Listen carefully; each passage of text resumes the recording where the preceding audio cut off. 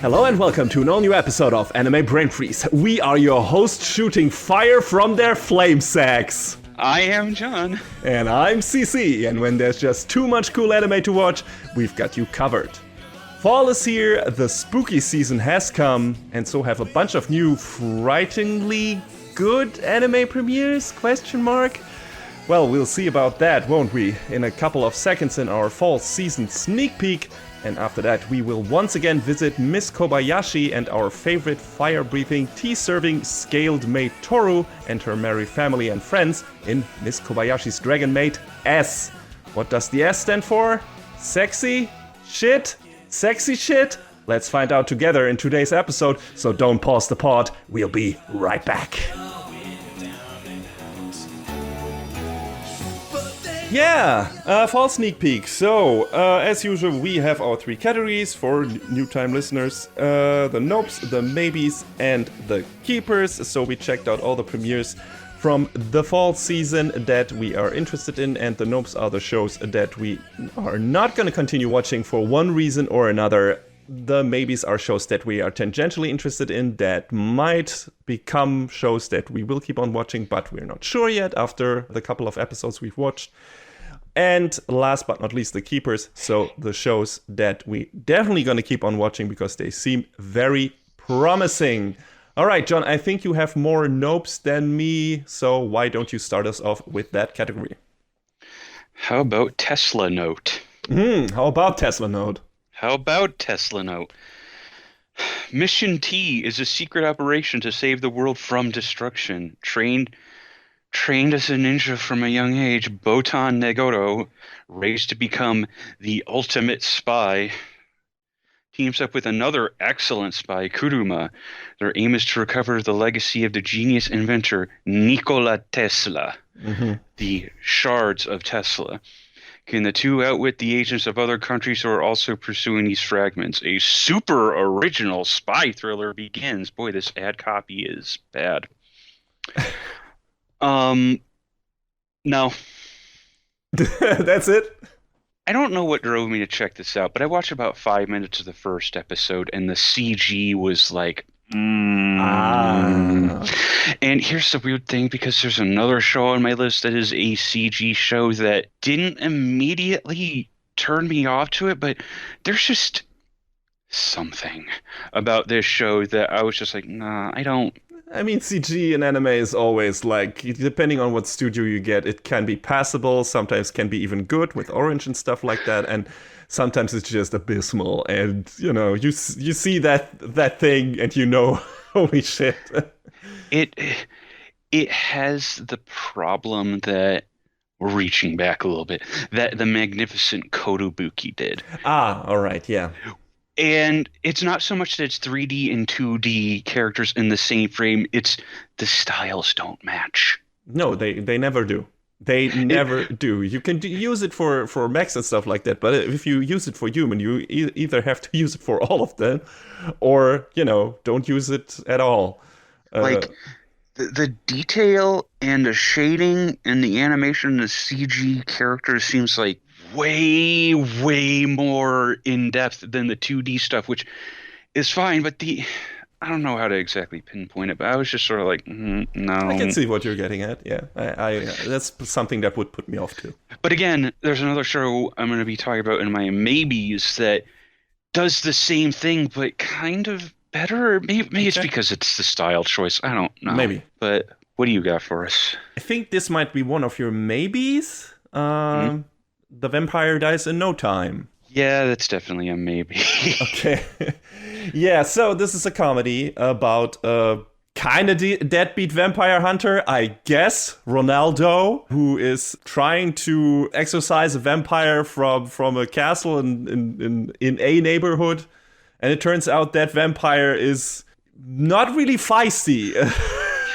He's just the biggest weak sauce piece of shit. Holy shit, he dies when you even if you look at him weirdly. And his name is Dralok, I think. So I didn't even get the name right. Not Dracula. Yeah, no.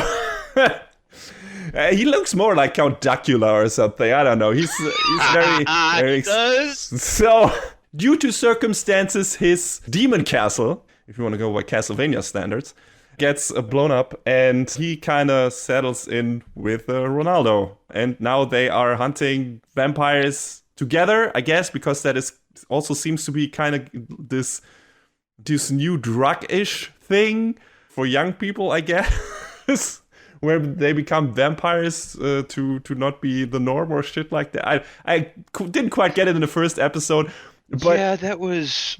Yeah, it's weird. There's some subtext there that I couldn't quite put my finger on yet. But it's a comedy, and comedies for me is always like, hey, does this hit the first time, and is that always like the same joke? And this thing is the same joke not only once per episode, but every 10 seconds. I mean, yeah, that's right. So the question is, can you deal with that? And can you deal with that for 13 episodes or something? I could deal with that the first episode, and I liked a lot of what I saw. I laughed a lot in the first episode. I was like, hey, this is great. Like, the shit that he's good at fucking fighting games. Like, of course, this is so fucking random. I love this kind of dumb shit. And, the gags are coming very fast, very loud. Then fucking him, for some reason, bringing his Armadillo Familia. Jump! And Hi! There's also a really great joke in the first episode where they play the Suna backwards. When Dralok puts himself back together, he says Suna, so I guess sand, every time he falls apart and turns to dust. And there they just played it backwards. That also made me snicker. It was like, I was done with this episode, and I looked at the preview, and I was like, I think I got all out of this show I wanted from the first episode. All I needed. I don't think I need any more of this. This was fun. This was enjoyable. There were some good jokes in here. I don't think I need to watch another minute of this. I think I got everything I need from this show. I had a good time. That's it. I'm fine with, leaving this in the dust. So, I don't know, John, you apparently are honkering for more of that sweet blood juice, I guess. I at least watched the second episode. I don't know how much further I'll go, but the second episode was pretty funny because Ronaldo's editor calls him and says, hey, so how's the second volume of your memoir coming along? Your manuscript is due now. No, and his editor is very aggressive about these things, and Dralok totally sells him up the river when he tries to escape from him. It's pretty fucking funny. Okay, that sounds great. And I mean, I might look into it, but it's always like, hey, okay, I know what's coming this season. I know what shows I'm already interested in, and I need to drop something probably. And this was an easy drop because, like, yeah, it's a comedy, and I didn't finish Uramichi Onisan when which we previewed last season. I watched it for like 6 episodes and something. I was like, hey, this was fun.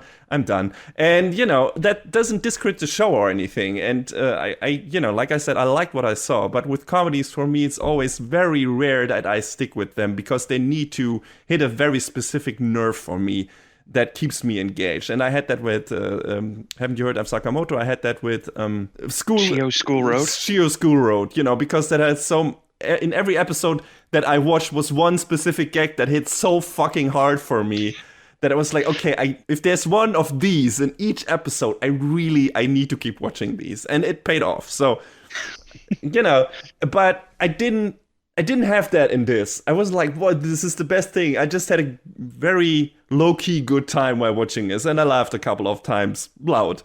Especially the John thing. That was really good, but mostly because of the pronunciation by Ronaldo. It was just like, John! And...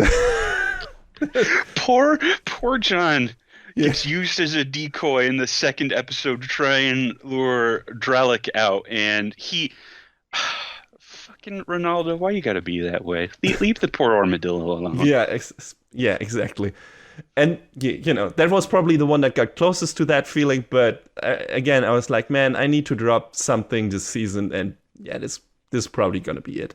Might not be the only thing. There are a couple of maybes there that are bordering on nopes, but we'll see. But yeah, not a bad show, not by any a great OP, in fact, and super catchy song. Jun And Fukuyama kind of killing it on that. yeah, super duper. Do people still say that? Anyway, Maybe? yeah, now they do. If you're into that kind of comedy, loud, fast hijinks, and some fun references and everything, pop culture references, it's all of that is in there, and you'll have a good time, probably, and we might hear more about this show if John sticks with it, and yeah, we'll see. So, John, what is your other nope?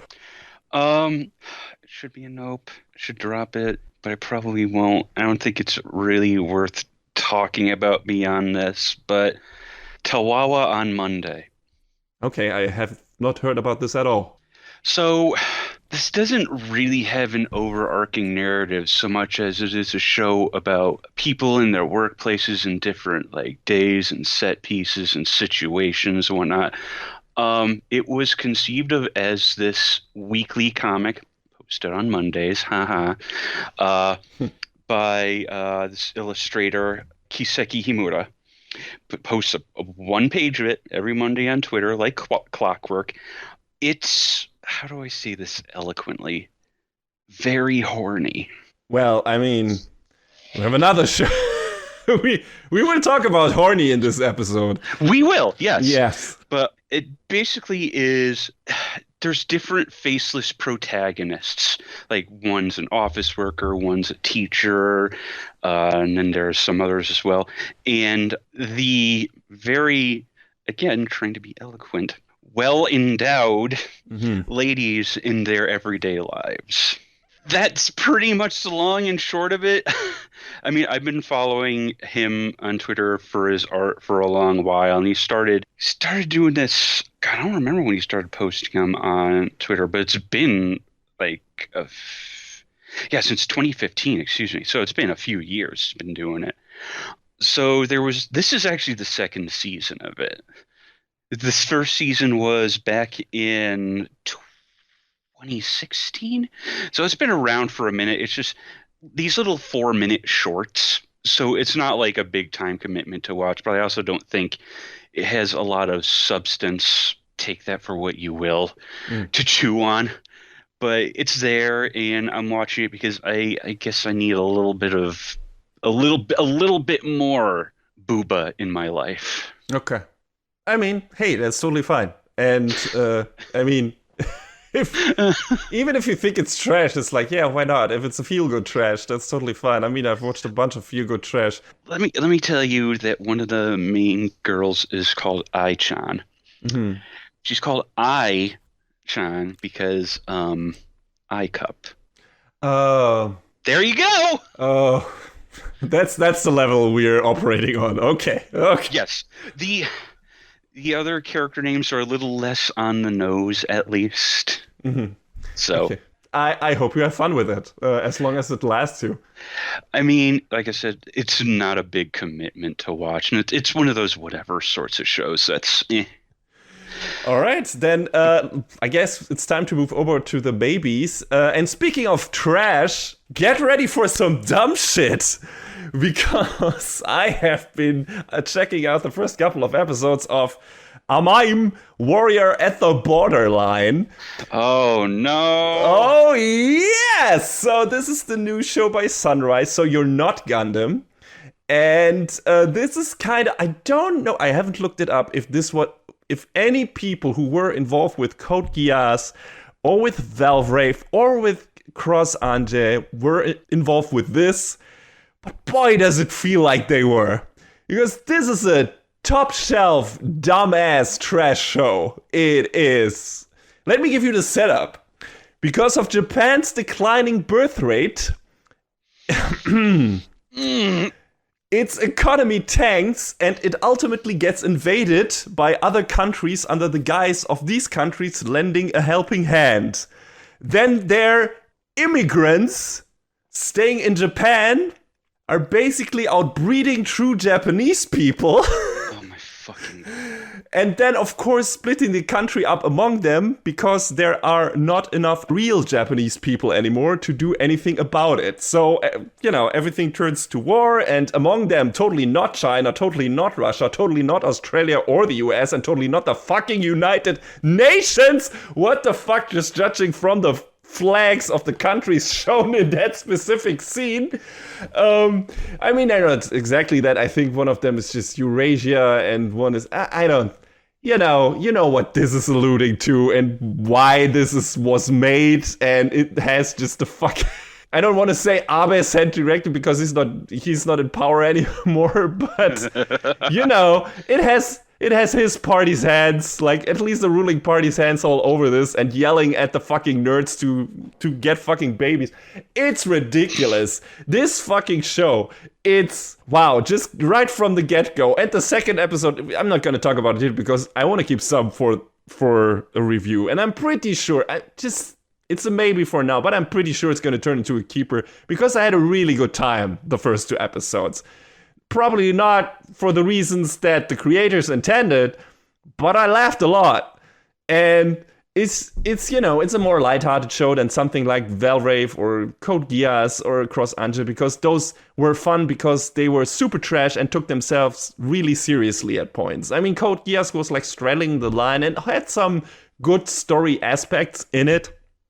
But it also kind of ventured in the same political territory, and it was very dramatic and very over the top, which made it a lot of fun. And this is as well, of course, but also it feels just in general a bit more lighthearted. All the characters, I assume all the characters, because we see in the OP, it seems we have like 3 main characters, but we've only met one of them so far, and all of them get like these companion AIs that look really cute and have like these cute avatars that look very animal-like, Digimon-ish, who appear in the cockpit when they control their mechs.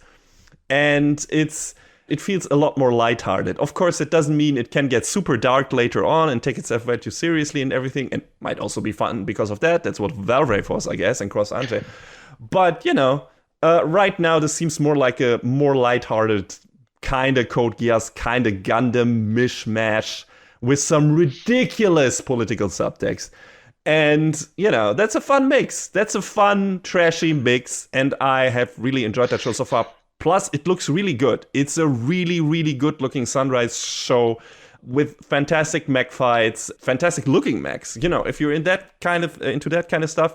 And also, because that's kind of a rare thing these days. Not in general. I mean, mechs are still around. But also, these are all 2D. And there's not a lot of CG in this show, and I welcome that. And I definitely like to watch that. A quick glance at the main staff for the show shows that one person wrote 1 episode of Cross Ange. Okay. That seems like it's it. Okay.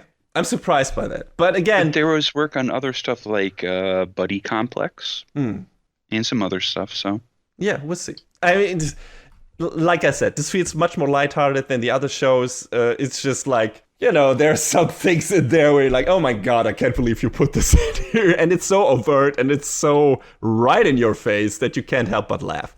So, it's a fun show, it's a dumb show, but if you're into Gundam stuff, and, if you're into 2D animated mech stuff and cool designed mech stuff, and maybe if you're into Digimon stuff like that, yeah, check it out. It's a fun show so far. I've been enjoying it a lot. I don't know, if it gets more tried and if it gets too soap opera-ish, maybe I might not stick with it, but so far it just looks like a fun action bonanza with a cool main character who's sympathetic, and he's gonna get a cool sniper buddy, and I don't even know what the girl is gonna be capable of. We haven't met her at all yet. We have met this sniper guy at the very end of episode 2, had a cool intro, and yeah, we'll see what happens. This might turn into something really fun, and maybe it turns into its own franchise. I don't know, but yeah, right now I enjoy it.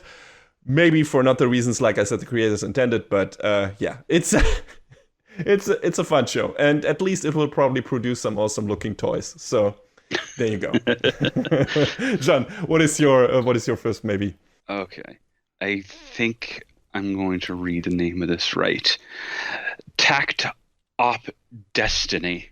Yes, that's also one of my maybes. Could you make your name any more difficult to parse? So, years ago, light-colored meteorites fell to the planet and began to usher a new chapter for humanity. But soon after, dark-colored meteorites followed, bringing with them fearsome monsters called D2. Their weakness is music, but music became taboo as it also attracted them. Humanity's only hope came in the existence of music arts and their conductors. In the year 2047, conductor Takt and his music art Cosette are traveling to New York while battling the D2. So I guess this is based, or is the basis for an upcoming mobile game. So here's your mobile gay ad. This is the only thing that worries me about this, where it's like, okay, is this going to be its own story and the game builds on that, or is this just going to be, I don't know, a truncated version of the game's story, and we know how those usually turn out, so, yeah. I mean, I already see the basis for the game with Cosette / Destiny, because you're probably going to be pulling for more of these music arts, and they're going to have different elementals, aspects, and strengths, and that's how you beat different D2s. Like, I can see it all in my fucking head right now. Okay, yeah, makes sense. But yo, this show's beautiful. Oh yeah, holy shit. I mean, I wouldn't expect less from a co-pro between Mappa and Madhouse, to be honest, but this looks ridiculously good. And not only in terms of the flashy action, I mean, the flashy action is great, but also just a bunch of different mood-setting scenes look also really good, with great lighting, great shading, and just very intense eye for detail and everything. Of course, since, music is kind of the theme of this, there's also a big focus on music, and the music in the show is great, and when characters are playing music, it looks great, so... yeah, this is a really good-looking, good-sounding, well-directed show. That if you want to show someone how good anime can look, this is one of those. And I'm pretty sure it's gonna keep probably that quality up. It feels like one of those shows. Yeah, I don't see it dropping off through its own piece. They want people to get interested in this game, so they have to keep it looking continuously good. Yeah, I guess. I wonder if that, if that pays off and people will be as interested in the game as they are interested in the show. I mean, I don't know how the show is doing. It's also, this might also be one of those cases where it's handled by one person, like collecting a bunch of favors again from a bunch of different people. I mean, Mappa is ex-Madhouse personnel, but still, this is like, okay, wow. I mean, it doesn't look like the staff list is like 3 miles long, like, say, something like One Punch Man. But they got the right people working on it, I guess. Yeah, for now, this is definitely... if you go into anime for the visuals, this is one of the shows this season that you should take a look at, because it just looks fantastic. I agree. It's also one of my maybes, and for now, I like what I saw in the first 2 episodes. I'm going to give it one more episode, and if I don't fall off there, I'm going to keep watching. And also the story is interesting. The characters are interesting so far. I mean, maybe the most interesting thing was the kind of prequel or setup flashback episode we got in episode 2. And that's it. And we're not going to go any interesting places from here, really. But who knows? We'll see. I mean, it's also a road trip anime. So. Yeah, that's great. For now, this is... I got nothing really to complain. I mean, Takt is a bit of a dick. Yeah. And Cosette is your stereotypical kind of robot-ish girl. There's a reason for that, but also you see that trope, you know that trope, and you know why she is behaving the way she is. And the gacha thing coming in here again, like you said. And there's also another character in there, Anna, and she's great. And, we'll see where this goes. I can see this becoming more annoying over time, but also I see some strong indicators that this might turn into something I really, really like, just in terms of just from the setup alone. And the visuals are a big draw. So we'll see. I mean, this is cool. This is cool, and like I said, it looks really, really good. So that's reason enough for now to keep watching, I guess. I mean, and it does have some good moments in there, like in the first episode where Takt and Cosette kind of overestimate the enemy, and Cosette's like, "Oh, I guess I've been beaten." Thud. Yeah. Yeah, she always goes all out. She went to the Megumin school of thinking when it comes to planning her next attack, going just all in. And fuck the consequences. So we'll see where this leads. If they actually fix that, or if that stays her thing. And of course, there are a bunch of other music arts that are going to be featured in this show. Looks really colorful and diverse. So yeah, we'll see where this goes. It looks fun. My next maybe is the Faraway Paladin. So it's time to dive back into the isekai hole. So a man/boy named Will gets reincarnated into a fantasy world. Where have I heard this before? But to mix things up, he's quickly discovered and being raised by 3 undead creatures. Gus the Ghost, Mary the Mummy, and Blood the Hulking Skeleton. And yeah, they have become this makeshift family thing. Blood becomes a surrogate father who teaches him how to fight, everything about battle. Mary is a surrogate mom and teaches him about the world. And Gus is the surrogate grumpy granddad who teaches him magic. And yeah, that's the thing that kind of kept me super engaged throughout the first episode, was this unusual but still familiar family dynamic with Will, who comes into this world as a baby and then just gets picked up and raised by these 3 quote-unquote monsters and grows up with them and learns about the world and really treats them just like his closest family. And, his mom, his dad, and his granddad. And it's really nice seeing these together, and also them really liking, They obviously love him, they love Will, and especially Mary, and also definitely Blood, who is really this, sometimes a bit stern, of course, like some dads are, but also really, you get the feeling he's a really loving dad, and he really cares about Will and wants to teach him everything he needs to know to make his steps into the world, and it's just nice. It seems like a very straightforward fantasy setting, but I really like this unusual family dynamic, and who are all these undead are very sympathetic in their own right, and Will is very sympathetic, and, the world is interesting, the lore is interesting, how this world came to be, how these 3 characters came to be undead. And the only thing that has me a bit worried right now, and that's why it's still a maybe, otherwise it might have already become a keeper, even though I've only seen 1 episode. I don't know how long these 3 characters, these undead characters that I like so much from the first episode, will actually be part of the show, because the OP suggests that this will become more of a world tour or road trip story for Will after a while, because they're barely in the OP, only in the first couple of seconds. And I get the feeling Will either leaves them or they get killed or some stuff, and then after that, maybe in the second episode, and after that, then the real story begins. Which would be a shame, because I really like that surrogate family of Will. I mean, the rest of the OP showed some interesting scenes and some other interesting characters. And like I said, the way the words are set up and everything, that's also really interesting.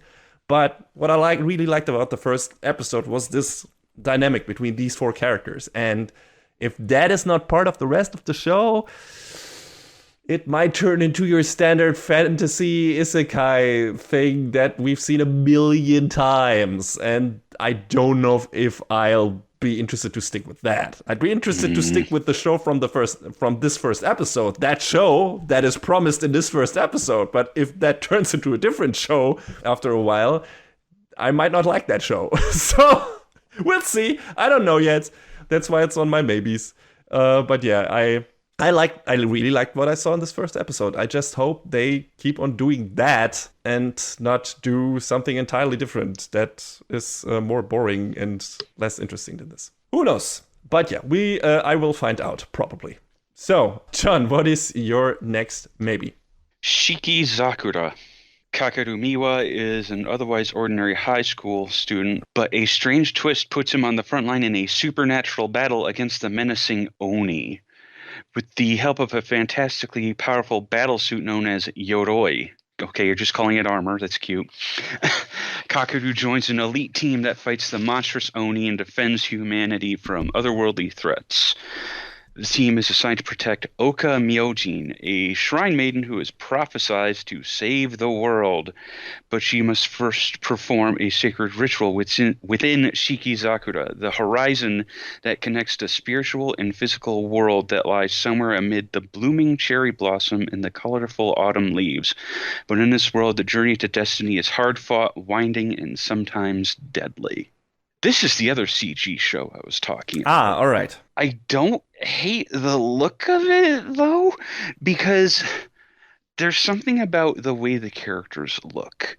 There's a little less detail to them. I would not say low poly, but there's less detail to them that I really look at, and my brain kind of connects the dots and says, yeah, this looks close enough to 2D to be a decent substitution.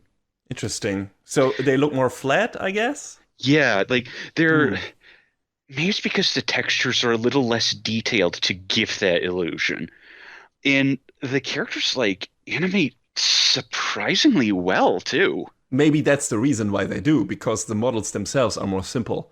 Yeah, And they put some more effort into the actual animation routines and make those more sophisticated is the wrong word. That's not what I'm looking for, but you know what I mean. yeah, yeah. More detailed in general, and have them focus on, I don't know, maybe on more small gestures or stuff like that. Yeah, and that's definitely it because and it doesn't ever really or in the first episode at least, it didn't ever really feel like choppy or out of place. And like the normal animation seemed fine. Like the battle sequences were really good. There's this underlying plot that Kakeru might be like the sole survivor of some incident. Don't know the details of that yet, but I went into this with a little bit of trepidation because I had looked at the studio. It's this studio Sublimation. Oh, what else have they worked on? Dragon's Dogma. Oh. Ugh. But I'm willing to give it a shot because it seems like maybe that was just, a first step. And this was the next step along the way. I don't know.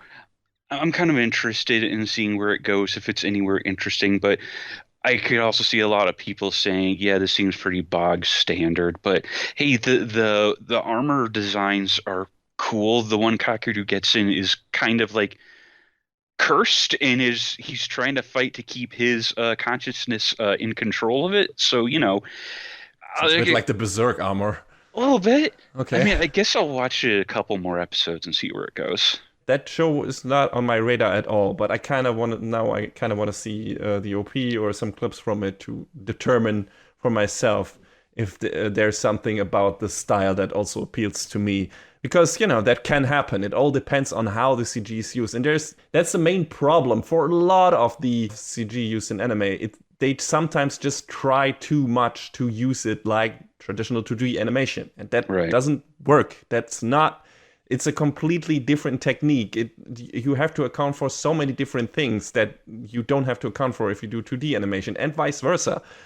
And you can take some shortcuts with 2D animation that you can't do with 3D animation, at least not by pulling, some tools out of a completely different box of tricks. And you need to know your way around that. And a lot of anime studios just try to do it, just try to handle CG the same way they handle 2D animation. And that never fucking works. And It don't doesn't work match. like that. Yeah, it don't work like that. So when series appear that know what the strengths of CG is compared to 2D animation and know how to use these to the best effect possible, like I said, Orange mostly can do that. They are not perfect by any means. They also have sometimes scenes in their show that are too choppy, that are too slow.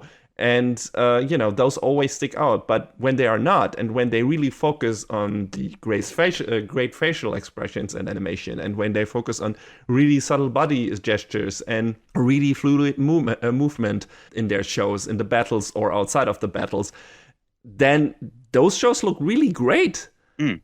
And if more people, if more creators realize that they can make CG really look good if they play to the strength of that particular style of animation, then I think we would have more of those. But, it's a pet peeve. But also, I'm really interested to see shows that really employ that animation style, that technique well. And then I will definitely stand those. I will like, hey, this is an example of a show that does it well. So can we have more of that, please? As I have done with all the stuff that Orange has made so far. So don't let anyone ever say that I don't jump into the fucking trenches for shows that deserve it, for CG shows as well. There's just a lot of the problems there, like 90% of trash out there when it comes to CG shows and like 10% good looking shows. So we'll see. I'm interested, but if this one seems to be in that one corner, I kind of want to take a look at it and see how I feel about it, because that's interesting to me. I'll check it out, at least one episode or something.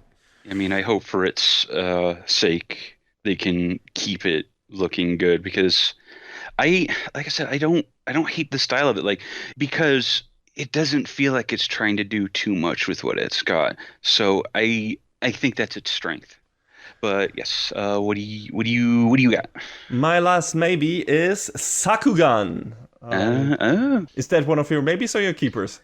It's kind of walking the line. Ah, okay. Well, okay. Then that kind of fits as also my last one, because for me it's also walking the line. That name already is filled with a promise. Implications. Yes, and the first episode definitely delivers on that, I would say. So this is set in kind of like this underground mining city, I guess, town. It's about a dude and his daughter, Gagambu, and his daughter, Memempu. Those two are names. Yeah, when they first said their names, I was like, I'm sorry? Yeah. Memempu? Gagumber, not Gagumba. Uh-huh. Yeah, so they live in this underground colony, and Memempu is like this kid genius who has already graduated college and reluctantly helps her kind of deadbeat dad on his job as a, I guess, digger, miner, something. But her real dream is to become a marker, so an explorer of the labyrinth of caves to find a mysterious place stuck in her memories, I guess. And her dad is worried for her and doesn't want to let her realize her dream. But when kaiju attack the colony all of a sudden, he decides that the best way to protect his daughter without losing her is to go with her on this journey together. And yeah, it's a very loud and energetic, fast-paced first episode. It's kind of this neat mix of, in terms of feeling and also visual style, of Gurren Lagann and Made in Abyss. And the father-daughter pair is promising. It's also a really good-looking show. Probably the best-looking stuff Satellite has put out in a while, aside from the top-shelf episodes of Symphogear, I guess. And or Macross. Yeah. So, I would definitely, visual-wise, I would rank this up there with those. And so this was just a very, very entertaining, engaging first episode. Good setup. And I have a feeling this is going some interesting places. And it has a nice RPG-ish feel to it. And the characters are interesting. The environment is interesting. Setup is interesting. So, yeah, this is might as well be a keeper. I haven't just put it in that section because I've only seen one episode. And it's like, the second episode might be like, oh god, what is this? This is becoming super boring and trite. I don't expect that, but that might happen. Also, Memempu and Gagambu in the first episode, are screaming at each other a lot, very loudly. Like, that's how the show opens, and that put me off a bit at first because it was just really a lot of yelling. And I mean, that's anime. That's totally fine. But to open your show exactly like that, and that's the first thing you see, basically after both of them get trapped, it's funny, but it's just like, Jesus, slow down a bit. This first episode in general just moves at 1,000 miles an hour. So I liked it. I like what I saw, but there's like these small pain points where like, okay, this could turn into something that I don't like down the road, but I have a feeling this is going to become a keeper pretty quickly, just in terms of what the show is promising. And yeah, I like that promise. John, you probably did too. Oh yeah, definitely. I don't know, I like the dynamic of father-daughter going on this grand adventure together, trying to seek out Memempu's mother, and just maybe your dream is more than a dream. Ooh. Maybe there's more to Memempo that we know right now, because there might be a reason why she's such a genius. Who knows? We'll see. Also robots. Yes. Really, really cool looking robots. More like, not stylish mech things like you see in Gundam, or you might see in Macross, or you might see in AMAIM, but, more workman-like actual, work machines. At least that's what they look like now. Also the marker machines as well, really. So this feels more like a real robot, and not a super robot anime right now, even though, they do some really cool super-ish shit with it in the first episode, but this feels more like that. And we'll see where it goes. But yeah, it's a very, very interesting first episode. There was also, man, when the kaiju crash into the colony, that was... Mm-hmm. They were like, hey, don't get too comfortable. I was like, No. holy shit, all right. Yeah, shit got very real very fast. Yeah. I'm looking forward to seeing more. I think the next episode is out today, maybe? I'm not sure. Yeah, I think so. Show. Yeah. Okay, yeah, looking forward to it. Anyway, that was my last maybe. John, do you have a one left? I mean, it's a maybe for me, just because of how I felt about it when we first talked about it, but I'm sure it's one of your keepers, so it's Demon Slayer. Yes, that is one of my keepers.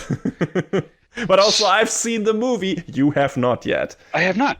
But the first episode of this, I guess, was entirely new. And then the next 6 episodes are basically a recut version of the Mugen Train movie, which, a little bit of a peek behind the curtain, we were going to do a quick in the dead review of the movie, but then it came out that, hey, the beginning of the second season is just going to be the movie, so here I am, I guess. Yes. you can't escape it. I mean, you can, but... I mean, I don't hate Demon Slayer. It's just the first season, and about 80% of it, I was just sort of like, It looks pretty. It looks very absolutely. pretty. It's a good looking UFO table show. Yeah, UFO table putting in the hard work that they always do. Yeah, but it's just I only care about 2 characters in this show. That's true. Everyone else is like, well, I care about 3. Okay, maybe Inosuke as well. Yeah, but Zenitsu and the Hashiras can basically just go. Yeah, that's what I thought at the end of the first season, especially when we first meet the Hashira, they all come across like psychopaths. I mean, I've elaborated on that in our review of the show, and I didn't like any of them. They really successfully walked that back for the guy who we meet in this first episode, and who I'm glad gets a bit more screen time before the actual arc of the movie starts in this season. Because, he plays a very pivotal role in that arc, and we haven't spent that much time with him, and just, then throwing us into his story and everything in the movie felt a bit like, okay, I would have maybe spend some more time with that character beforehand, before he becomes so important, just to get more acquainted with that character. Because the last time I saw him and his group, I didn't like anyone from that group, really. I mean, maybe one... to an extent, 2, I guess. But, giving them the benefit of the doubt anyway. But the rest of them seemed like, you are just weird, and some of you are complete assholes, and some of you are psychopaths. So, some of you are stuck in the old world. Get with it. Yeah, much more like a really much less stable version of all the characters in Soul Society in Bleach when, that opened up. So... And don't get me wrong, Kyojuro is still super weird. Him always yelling out, "Umai!" when he eats something. But I can relate to that, because that's what I do when I eat something delicious. I mean, no, I don't. But I might as well. But that's something I can relate to that character, because he is one of those characters that really enjoys life and to the fullest, and eyes wide open, and he just takes every day straightforward attitude, and you quickly learn to understand that in the first episode, and he becomes like, oh, that's what this character is about. Okay, that's neat. That's a neat character. That's fine. And they, of course, over the coming episodes, without spoiling anything for you, John, they, of course, go more into detail why he is the way he is, and, how he came to be, how he became part of the Hashira and everything. And I mean, they teased some of that in the first episode. But, he is a cool character, and you will see him do a lot of cool shit in this arc. And, be also pretty sympathetic, in my opinion. So... you can look forward to that. I don't know anything that happens after the arc from the movie, of course, but the movie has some really cool shit in it, and I'm looking forward to people who haven't seen the movie experiencing that in the series. I hope it works in TV series format, because I don't know where they will put the cuts. I can see some parts of the movie where that works, Especially the middle part is a bit slower, so it lends itself really well to TV format, I guess, if you turn that into 2 episodes that are more character-focused instead of action-focused. I know they said they were adding some extra cuts to yes, it as well, so maybe that'll help to pace it out. Yeah, we'll see. That's a problem. Those need to be sensible cuts. If it's like the stuff we see in this first episode, where it's just like, aside from some neat action parts, some additional character stuff and everything, that's good. It just can't feel like superfluous material. It needs to feel like it has value for being there. And the movie felt pretty good in terms of having pretty much all of its fat cut from it, and feel like, no, this is as straightforward as it gets. And I feel like putting more into this in terms of slow stuff and everything might make it feel like we're spending too much time on a specific thing. Again, TV series work differently. You have more patience when it comes to certain things, and things can move a bit slower for 1 or 2 episodes before things start ramping up again. TV series and movies pacings are just different. So we'll see. We'll see how this works out. I'll be able to compare it, of course, and I'll be interested to hear about John's first time experience with that particular arc. And yeah, we'll see where both of us come down to, at least for that arc. And of course, I'm looking forward to the new stuff. And we'll see if John sticks with it all the way through. Yeah.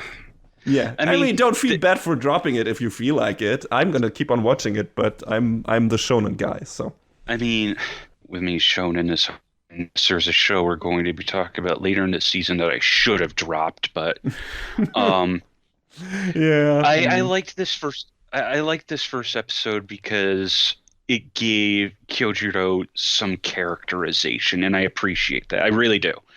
I don't go into big name shonen being like, oh, I know I'm gonna hate this, but I want some substance to it. Like, your big action set pieces and whatnot are cool, but you have to have stuff to supplement that. And I hope there's more to that, not only in these next 6 episodes in the Mugen Train arc, but also in the Entertainment District arc that's to come after that. I guess we'll see. I guess I'll see. Well, unless they beef his screen time up, I can at least promise you there's not going to be a lot of Zenitsu in this arc. There is some, but definitely only a couple of short scenes in the movie. So let's just hope that's not the thing they decided to extend in the series, and instead focus on Kyojuro and focus on our cool characters. So we'll see. And then Zenitsu died. The end. Oh, Perfect. Man, that would be. Yeah, that would be fucking great. I'm looking forward to this recut, and we'll see where on what side of the fence you end up on. Yeah, okay, so that was your last, maybe, I guess, kinda, but also there was another show I wanted to check out that is, I guess I'm filing it under maybe for now, because you can't watch it yet, thanks Netflix. Komi can't communicate, so whenever that starts airing, I want to check that out, and I don't know, we'll see if it gets talked about later on, but the TLDR on that, it's about this socially anxious high school student. Raise your hands. I think I've heard about this. Named Komi this Shoko. Concept. And she wants to make friends, but everyone at school mistakes her crippling social anxiety for cool reserve. Oh, so okay. It's one of those. But I hear the manga is really good, and I want to check the show out. I saw a clip of the opening sequence, and it's fucking hot.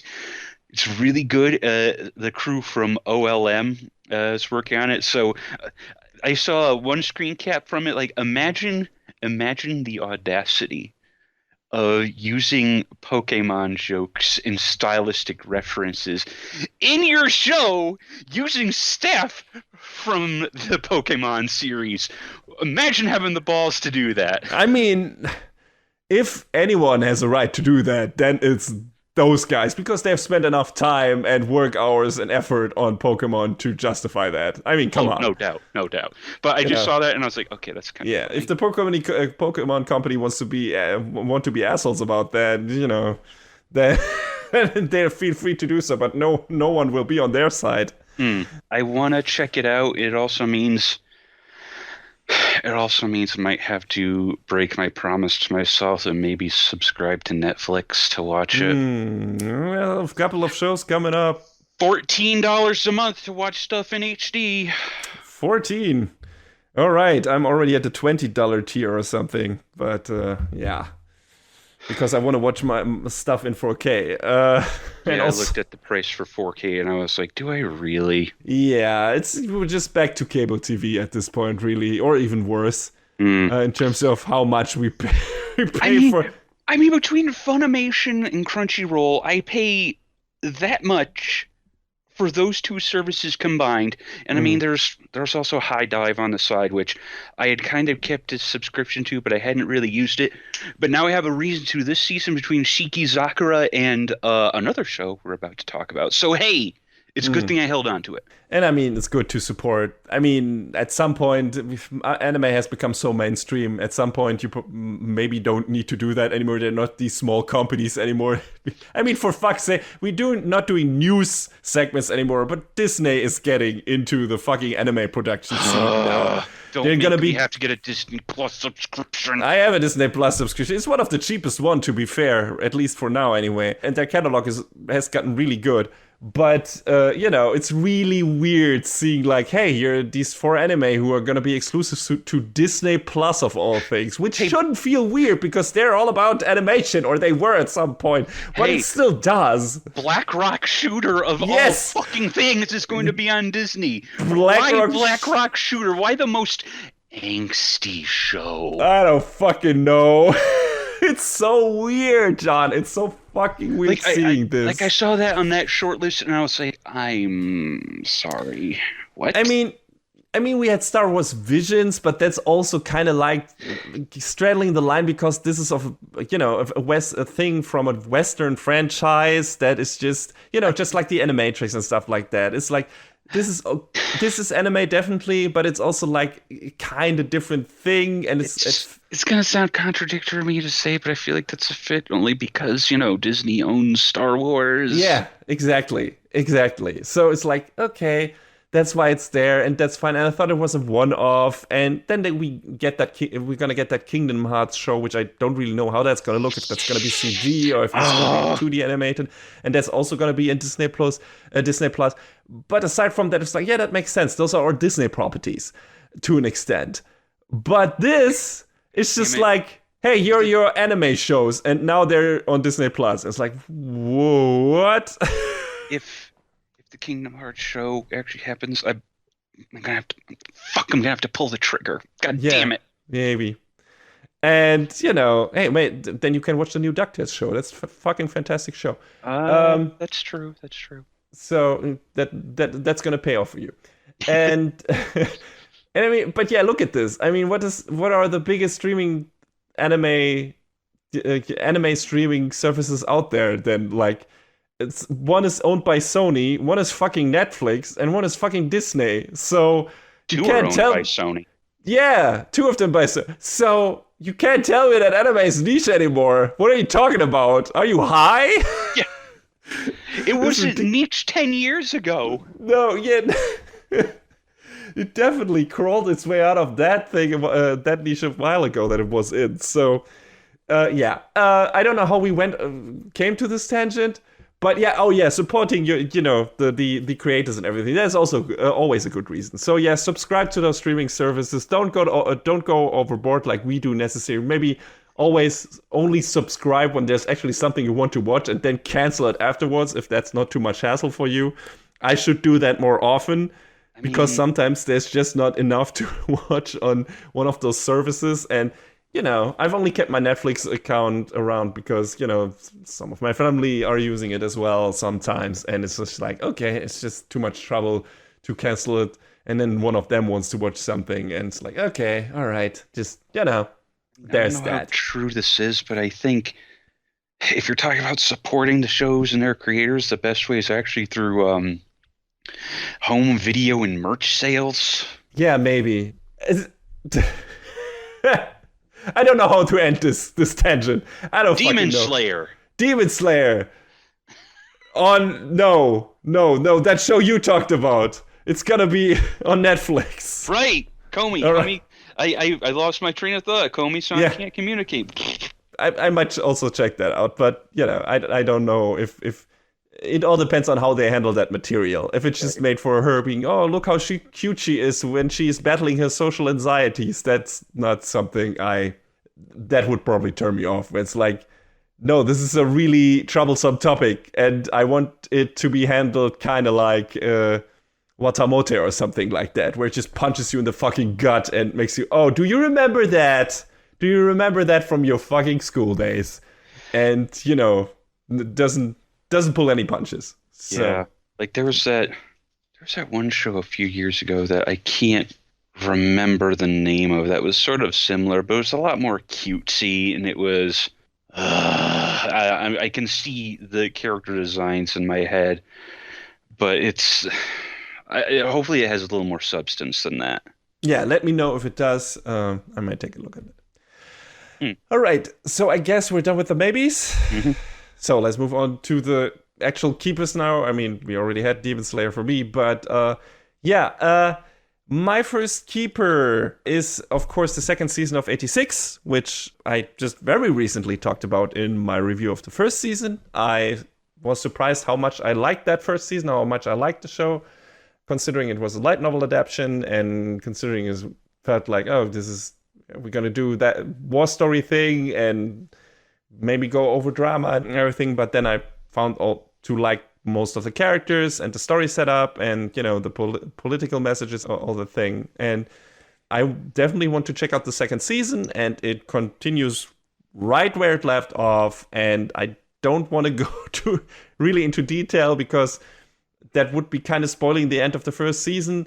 Let's just say Lena has been demoted to captain, but still doesn't take shit from her higher ups, which is great. Quite the contrary, actually. If anything, she seems even more confident than before and has also earned herself the nickname Bloody Regina. Ooh. Has this cool red strand of hair. Has a new processor named Cyclops and a bunch of cadets learning under her. So she is making her way through the ranks, even though she got demoted. But she's gathering a following. And of course, she's probably gonna teach them her ideals and everything. So that's gonna be interesting. And of course, there's some stuff with the other characters that's also continuing that's really interesting. And yeah, so far I really like what I've seen in the second season, and I'm going to continue watching this because this is kind of a surprise hit for me from the last season and continues to be. I really like this war story, Iron-Blooded Orphans kind of again, but in a different setting. And yeah, I'm interested to see where it goes and what plot twists are on the horizon here. And yeah, looking forward to more 86. John, what is your next keeper, or your first real keeper, I guess? I'm a little confused about my keeper, but it's the third season of a show I've been watching, so I might as well stick with it. It's Yuki Yuna as a Hero, the Great Bloom chapter. Oh, it sounded to me when we talked about this earlier that you were not too keen on it. I was confused because I wasn't sure it needed a third season. Oh, right. That's what. But I guess if I'm understanding correctly, this is a part of a story that takes place between the first and second seasons. It's weird. I couldn't 100% figure out when it's supposed to be. Where in the timeline, yeah. Because you see, all of the main characters who we met before, Yuna, Mimori, Fu, Itsuki, Karin, and Sonoko. And this is after they had vanquished all of the vertices. And now there's some quote-unquote new threat, but the story shifts onto this other character, Mebuki Kusunoki, and it's not 100% clear how they're trying to place it. So that left me kind of confused, but I'm willing to check it out and see where it goes from here, because the studio that does it, Gokumi, usually does pretty good work. I mean, the CG on some of the characters in the second episode wasn't the best, though. So, I don't know. It's a it's a tentative keeper because I like this world and these characters and what they had built up before it. But if the confusion continues to mount, it might fall off. For people who don't know, because I think we haven't talked about this before, Yuki Yuna is kind of a magical girl thing, but in terms of tone, it's more going towards like Madoka Magica or something like that, right? Well, it's Madoka Magica with an actual sprinkling of hope in there. Okay. Because Madoka Magica is just despair. Despair. Did you have you felt your daily dose of despair? No, despair more. Mm-hmm. At the end of like the end of the first season is Yuki Yuna is like, oh God, oh no, things are the worst they've ever been. And then at the end of the second season, it's like, oh no, we kind of worked things out, and hey, everyone's happy again. And then and now this season starts off like, no, things have gotten bad again. Well, as they do. I mean, so trying to parse out what's going on with this has been a little tough for me. Let's hope they fill you in time before you are so confused that you drop the show. Yeah. So that's that. What do you got next? I think this is one of your keepers. I think the last two are both shared for us. Yes. Yeah. So, Lupin Part 6. Yes. So yeah, we reviewed Part 4 and Part 5 on this show, and we liked 4, we loved 5, and of course we have to watch Lupin Part 6, and it hasn't really started yet. We got an episode 0, but that kind of sets already things up a bit, at least they make it kind of like the special episode that is also, I think, at the same time a goodbye episode for, you said, Jigen's old voice actor. It's the last time he takes that role, right? Yeah. This episode 0 was essentially a send-off for Kiyoshi Kobayashi, who has been playing the role actively since 1971. That's a long time to play one character. And they even had like nice little, hey, did you notice this? Did you pay attention? Where one of the bottles of alcohol that he picks up says 1971 on it. And that's cool. I was like, But yeah, moving forward, we at first we were wondering, who could fill those shoes, but it's going to be a very familiar voice. It's Akio Otsuka who's going to be coming in for the series proper, so I'm sure he can play this role just as well. Old Blackbeard. I'm looking forward to that. They're looking forward to more of Lupin. Like the first episode might be this one-off thing, but it also totally fits in terms of standard Lupin stuff, which also always has some one-off episodes, and this is more like, hey, Jigen has trouble dealing with modern times and seems to be fed up with the gangster life. So he might leave the gang, but we all know already that ain't gonna happen, really. And yeah, but still, it's a nice send-off episode for that voice actor, and the teaser promises some interesting stuff, like Lupin and Sherlock Holmes will finally cross paths, apparently. So yeah, that's gonna be interesting. I'm surprised that the estate of Arthur Conan Doyle is letting that happen. But whatever. Money. And I'm definitely looking forward to, and I mean, pretty sure they have crossed paths before in different incarnation. I can't see how not. I think so, yeah. Yeah, because most famous, but it feels like, hey, the Sherlock Holmes is introduced like it's the first time that he's introduced, which I was confused by, because I can't believe that the world's greatest thieves and the world's greatest detective have never crossed paths. So this. But yeah, I'm super interested in that. I don't want to see that. If this season is just a fucking battle of wits between Lupin and Sherlock Holmes, give it to me. This is gonna be super fun. And yeah, I'm always looking forward to more Lupin. It's just a fun fucking franchise. It's great characters, and I was just watching that episode 0.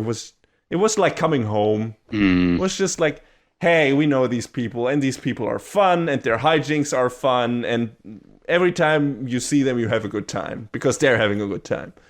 So, yeah, I'm definitely looking forward to more Lupin. Okay, I had to dig a little bit, but yes, there was Holmes the Third in Lupin the Third Part 2. Mm-hmm. And then if you want to go even further back to 1908, there was the Maurice LeBlanc book Arsène Lupin versus Sherlock Holmes. Aha! Because that is a common usage of his name because of, the Arthur Conan Doyle estate getting all uppity about the character's name. But apparently they're using his real name in this. Yeah. Or did Like- they say Sherlock Holmes and just a subset Sherlock Holmes? I don't fucking know. But I think they said Sherlock Holmes. I mean, the last Ace Attorney game that came out, they definitely used Sherlock Holmes because, Yeah. Yeah. So that made me laugh. Yeah, nothing more to say really. More Lupin is good. Please, more Lupin, give me more. So if the last two seasons are any indication, this one is going to be great as well, probably. So yeah. So far, part 5 was the strongest one. We'll see if part 6 can live up to that. I doubt it will suppress it, but because part 5 made so many things right, but did so many things right. But I'm pretty sure we're gonna have a good time. So that takes us to the big one. But unfortunately, it doesn't air until December. Uh-huh. But what could that big one be? Well, what else? JoJo's Bizarre Adventure Part 6, Stone Ocean. Yes.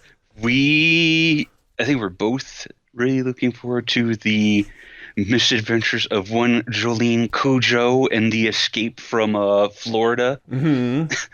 Escape from the state. Just get the hell out of there. Get the hell out of fucking Florida. That sounds like a good idea. I mean, I can totally understand. But also, she first has to actually break out of a prison, I think. That is the story. I don't know how much is happening after the prison break, but that seems to be the setup, judging from the trailer. She gets imprisoned for dubious reasons. Maybe caused a car accident, but it also might have not been her fault or anything, and she just gets arrested because asshole cops, who knows? Yeah, gotta escape from the Green Dolphin Street prison, aka the aquarium. Uh-huh.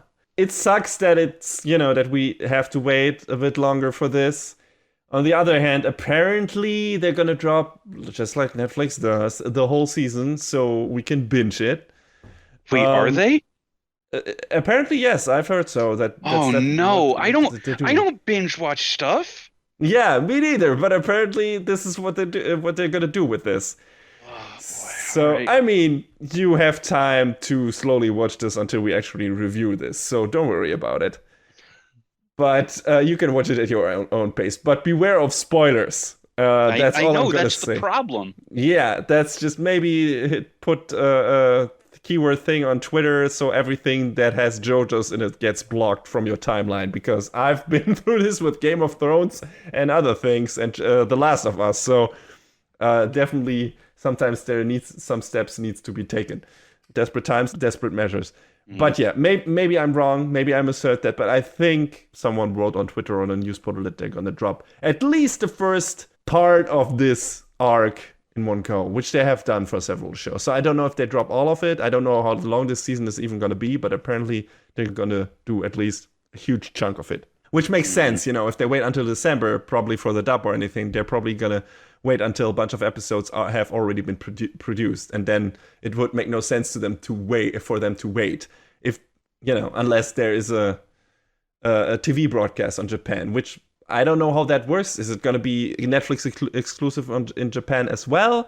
Is it going to also be broadcasted on TV there and start maybe later? I think something like that happened to the Pirate Princess, or what that show is called, that I still want to take a look at. That's why it's at the halfway point or in the last third and not finished yet. It's a bit weird. So we'll see what happens to JoJo's. But premieres exclusively on Netflix worldwide before TV broadcast in Japan. What does that mean? Yeah, what does that mean? Does that mean like the first episode? Does that mean like the first chunk of episodes, and then the TV broadcast starts, and then we have to wait for the TV broadcast to finish up for the rest of the episodes to hit Netflix? Who knows? We'll see. Regardless, we are hyped. Also, Netflix only people are going to be a little bit confused, I think, because Golden Wind is not on there. Really? Yeah, they have Phantom Blood, Battle Tennessee, Stardust Crusaders, and Diamond, but no. I mean, the JoJo's arcs, the first 3 aside, are only, well, maybe Diamond is Unbreakable too, but, you know, they are only like tangentially connected.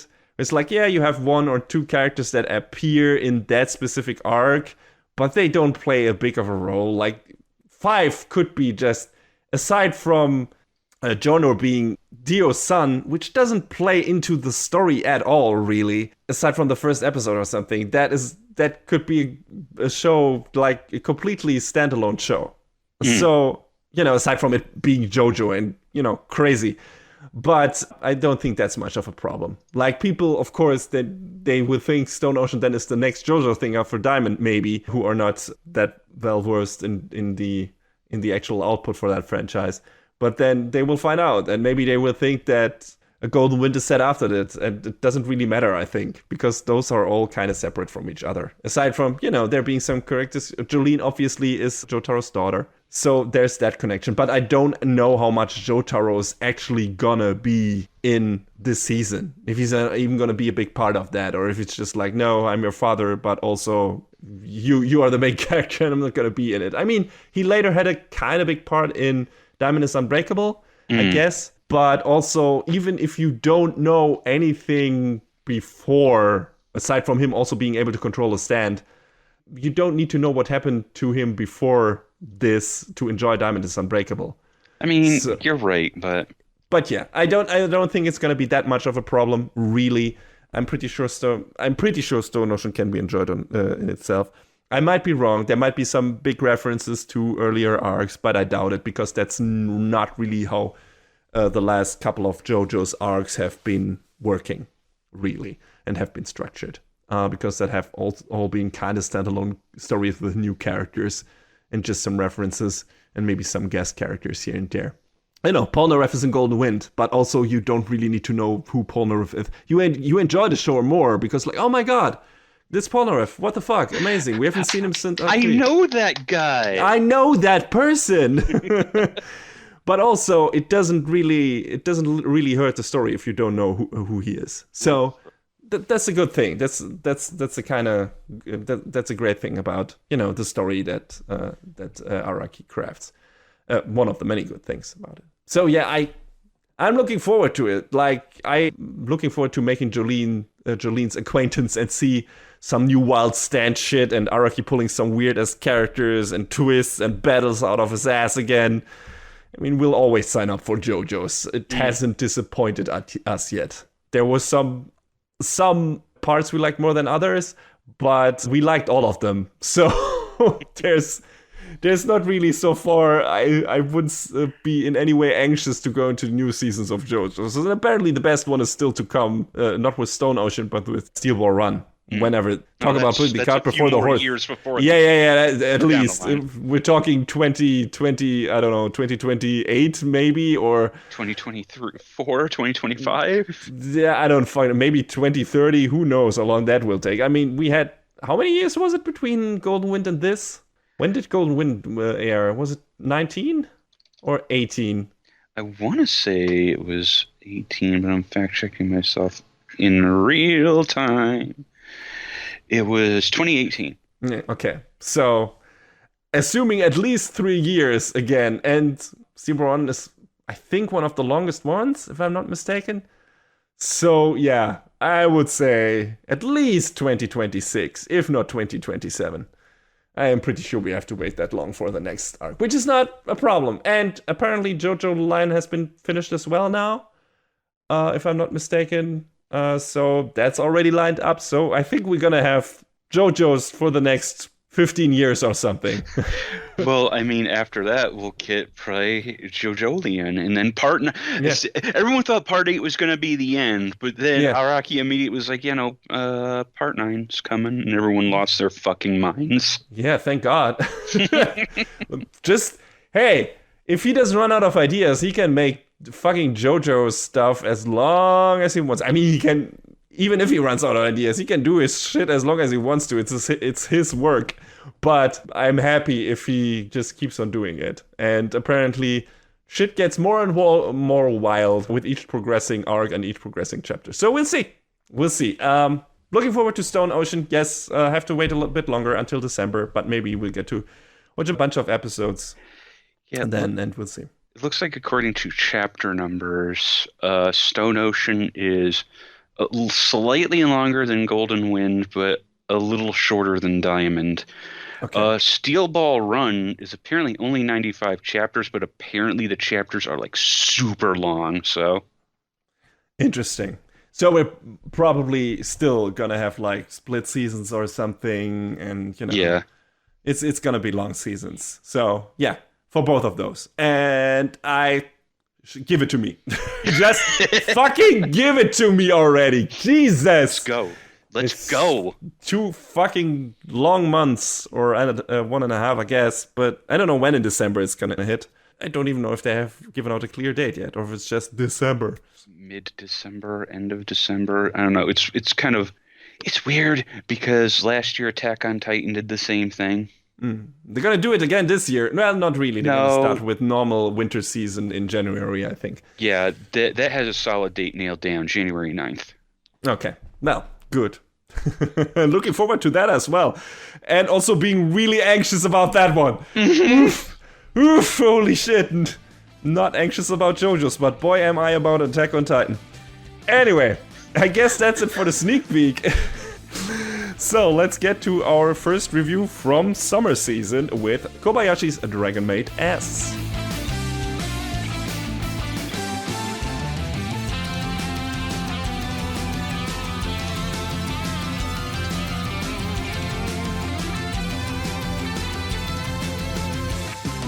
So, finally arrived at the second season. That's the S, I'm willing to bet. Dead ass. Just like Railgun T was Railgun Third, and I was so mad because I was trying to figure out what it meant all along, and they slapped me in the face with that T at the end of the show, and I was like, you fuckers. Yeah, I mean, it might be second, it might be sex, it might be thirsty. I don't fucking know. We'll get to that. But yeah, Dragon Maid. It's been a while since we talked about Dragon Maid. It has been, due to circumstances at Kyoto Animation. I'm sure that's why it took a little bit of time to get to this. Yeah, but which is why we also have a slightly different production crew this time. I mean, we have a different director. That much I know, because the director of the first season died in the Kyoani fire. Sadly, I don't know what else changed for this crew. I think maybe some of the other like storyboarding crew may have changed, but I mean, it still by and large has the same feel as the first season. Yes. But also that's my question, because I did not rewatch the first season for this. Did you? No, I didn't. Probably. Okay. We probably should have. I mean, by the end, there is some story in there with Kobayashi and with Toru and everything, and that feels like we maybe should have rewatched it. But also, this is the kind of show that's more like, hey, this is about the characters just living together and, growing through that and stuff like that. And you quickly understand at what point in their development they are when we hit off the season. So I didn't feel like we were missing out in that regard. I just felt like, hey, it would have maybe nice to rewatch it and compare like direction styles of stuff like that, and be like, hey, what are the subtle differences here that make it feel like, oh, this was guided by slightly different hands than the first season? Does it feel like that? Because that's the thing, I don't remember anymore. You say that it feels kind of like, tone-wise, it's the same thing, and I feel like this season ramped up the fan service so much, but also maybe I am totally wrong with that, and maybe the first season was already going so overboard with that, and I just don't remember. And it's like, okay, am I just misremembering that? I just don't know, and that's would have been my reason to rewatch it, but I just didn't find the time. I mean, as far as I can remember, the first season was comparatively a little more wholesome. I mean, this is a wholesome season. Like, But I right? mean, we get introduced to Ilulu, Yes, and yes. yeah, It has its which dark moments, not only with Ilulu, but in general. There's just some moments in there, not like super grim, dark, gory, whatever. It's not that kind of show. Like deep down, this is still kind of an Yashike show, like a healing anime where it's just like you have a really stressful day at work, and what's the show you're gonna turn on to help you like calm down and relax and chill and get the good feels? And that's Dragon Maid. Absolutely, it's one of those shows where it's just like I can feel the uneasiness and the anger just fucking evaporating from my body while watching the show because it's so cozy. So just a very comfortable, very very familiar, and I think those are probably the best ways to describe it. But yes, so as Toru continues on her quest to become the greatest maid, good luck with that, Toru. And Kana calmly, fully immerses herself in her life as an elementary school student. There's not a dull day in the Kobayashi household, with mischief being a daily staple. On one such day, however, a massive landslide is spotted on the hill where Kobayashi and Toru first met, a clear display of a dragon's might. When none of the dragons they know claim responsibility, the perpetrator herself descends from the skies. Ilulu, the radical chaos dragon with monstrous power rivaling that of Toru. Sickened by Toru's involvement with humans, Ilulu resorts to the typical dragon method of resolving conflict, a battle to the death. Despite such behavior, she becomes intrigued by Kobayashi's ability to befriend dragons and decides instead to observe just what makes Kobayashi so special. With a new troublesome dragon in town, Kobayashi's eccentric life with a dragon maid is only getting merrier. Ha! That's one way to describe it, Mr. Yes. Ad Copywriter. This is a funny hit at the final scene of this season, I guess. A little bit. But yeah, it's weird to say that this show doesn't, this season anyway, isn't as heavy on the plot. Like we get backstory. We get plenty of backstory. Yes, more than we ever got, really. Like we get much more insight into the world of the dragons and everything, or at least in the kind of society of dragons, how they work, what actually happens, why they are at war with the gods and everything in their world. And we get filled in on that. Not all the time. There's a couple key episodes that go into that, but there's some in those. And while the first season, if I remember correctly, I feel like it focused more on Toru becoming part of the human world and becoming part of Kobayashi's life and why she wanted that, why she went for that. This feels more like, okay, now we're gonna elaborate on how that actually came to be. What life did Toru lead before she came here? And what life did the people lead she knows from that world, and so on. And some coming back to haunt her in the form of Ilulu, I guess. And, also we get a nice flashback to when she was friends with Elma before they had their falling out. Those were my favorite episodes. Same. Like, I think the entirety, like, from this season, my favorite stuff is the Elma Toru stuff. It's just the best thing. Just the best story-wise, has the most interesting stuff in terms of letting you know about the world of dragons. And it has a really standout fucking fight scene. In last sort of this show already starts out very action-heavy when Ilulu enters the pictures. Who's just getting that out there. Boobs are way too fucking big. What the hell, show? But they explain that because it's her flame sex. Yes. If they were any smaller, it would constrict her magical ability. Yes. Good save. Yes. Good save. You did it. Fantastic. Like, not to dunk on women with naturally large breasts, but her body size is the size of a kid, and her tits are bigger than Luke was. The fuck are you thinking, character designer? It makes no fucking sense. She would keel over. Up. Don't worry about it. This is ridiculous. It's her flame sex. I had to laugh so hard when I explained that. It's just, what the fuck? Anyway. They dance around that in some weird and funny ways, though. And I'm glad in the beginning, she's part of the radical wing of the Chaos Dragon faction that Toru belongs to, who thinks that humans and dragons cannot live together because it will lead to tragedy. And there's something in her life that made her think that and believe that in her past experience and everything. And they go into that. And then, like you said, Kobayashi is trying to convince her that this is not the case because she has experience otherwise with Toru. And then she becomes part of that household. And in the beginning, it feels like she's also going to go for Kobayashi's affection, but they kind of go away from that pretty quickly, which I was glad about. Yeah, I mean, they kind of allude to that both in the opening sequence as well as there. Yeah, exactly. Where Toru has her hissy fit when Ilulu leans in closer to and grabs Kobayashi, right? Yeah, that kind of is only in the first 1 or 2 episodes or something, where she really goes for Kobayashi and really throws her boobs in her face and everything. But after that, not really. Like, she takes on this part-time job in a candy shop, and there's some love interest for her there, and that they become close and everything.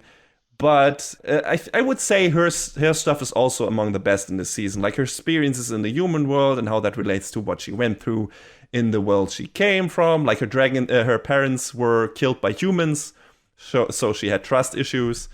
And Kobayashi kind of sees her old self in Ilulu as someone who was too willing to follow arbitrary rules to be a productive member of society. She kind of still does, and we'll get to that. But they have like some common ground, and that's why Kobayashi tries to integrate her into her circle of people and to make her see things from a different perspective and everything. And all that is pretty damn good. It's not the focus of a lot of episodes, but when it's in there, I liked it a lot. John, how did you feel about the Ilulu focus stuff in this show, in this season?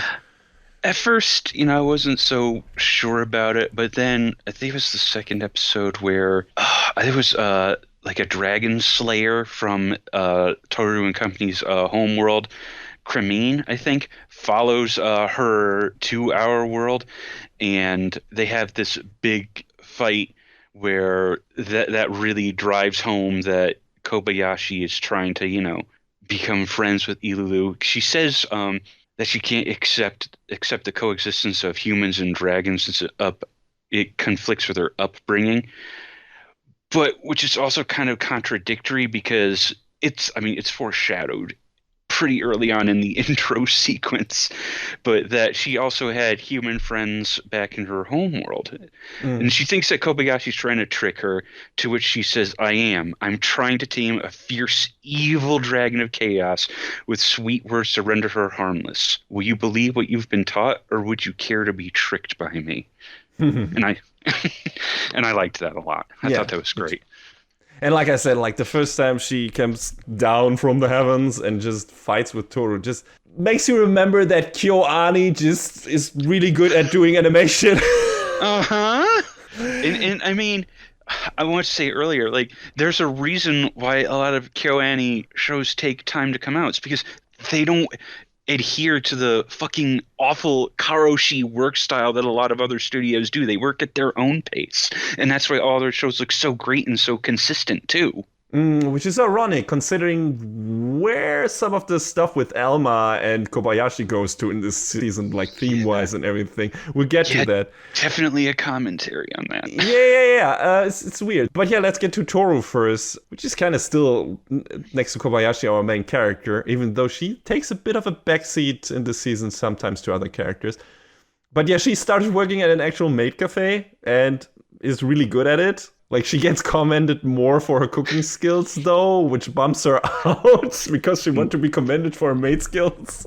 My favorite part of all of that is Kobayashi telling Toru not to underestimate service jobs. And I'm sitting here like, fucking preach it! Yeah, absolutely. Everyone who worked in the service industry knows what that is all about. But yeah, she stays there. Like, it's not like a one-time thing. She really becomes an integral part of that. And, when they have this, I don't even know which festival, was it the summer festival or something? She actually has a stand with that cafe and everything and sells stuff for the customers. And yeah, I like that. I mean, she definitely, in general, is doing some soul-searching this season, where it's like, okay, I got into this because of Kobayashi, but I also kind of want to find my own way aside from that. Kobayashi is still my main focus and my main reason for being here. But aside from that, I also want to find another reason to be here and get closer to other humans and everything and become more integrated into this world. So she gets the job, she becomes part of the neighborhood watch, patrol, whatever, makes short work of some punks who ironically call themselves Dragon Busters. Yeah, one of them calls himself, he's Ryu. He calls himself something in particular, the Dragon of Destruction. Yeah, okay, bud. Yeah. And the daughter of the Emperor of Despair, or what her father is called, had a word to speak to that. Anyway, and she tries to find a hobby, and she's naturally good at too much stuff, but doesn't really have any passion for it. Like, she is rocking the fuck out on an electric guitar of a neighbor, which is awesome. Yeah, it is. Fuck yeah. But she's like, yeah, I'm really good at this automatically, but I don't feel the passion for it. It's just, I feel the passion for the maid stuff, but this is not it. So that's also why she sticks with the maid job and everything. So yeah, that's pretty cool. It's just pretty cool to see Toru trying to figure herself out, aside from caring for Kobayashi and everything. So I like that.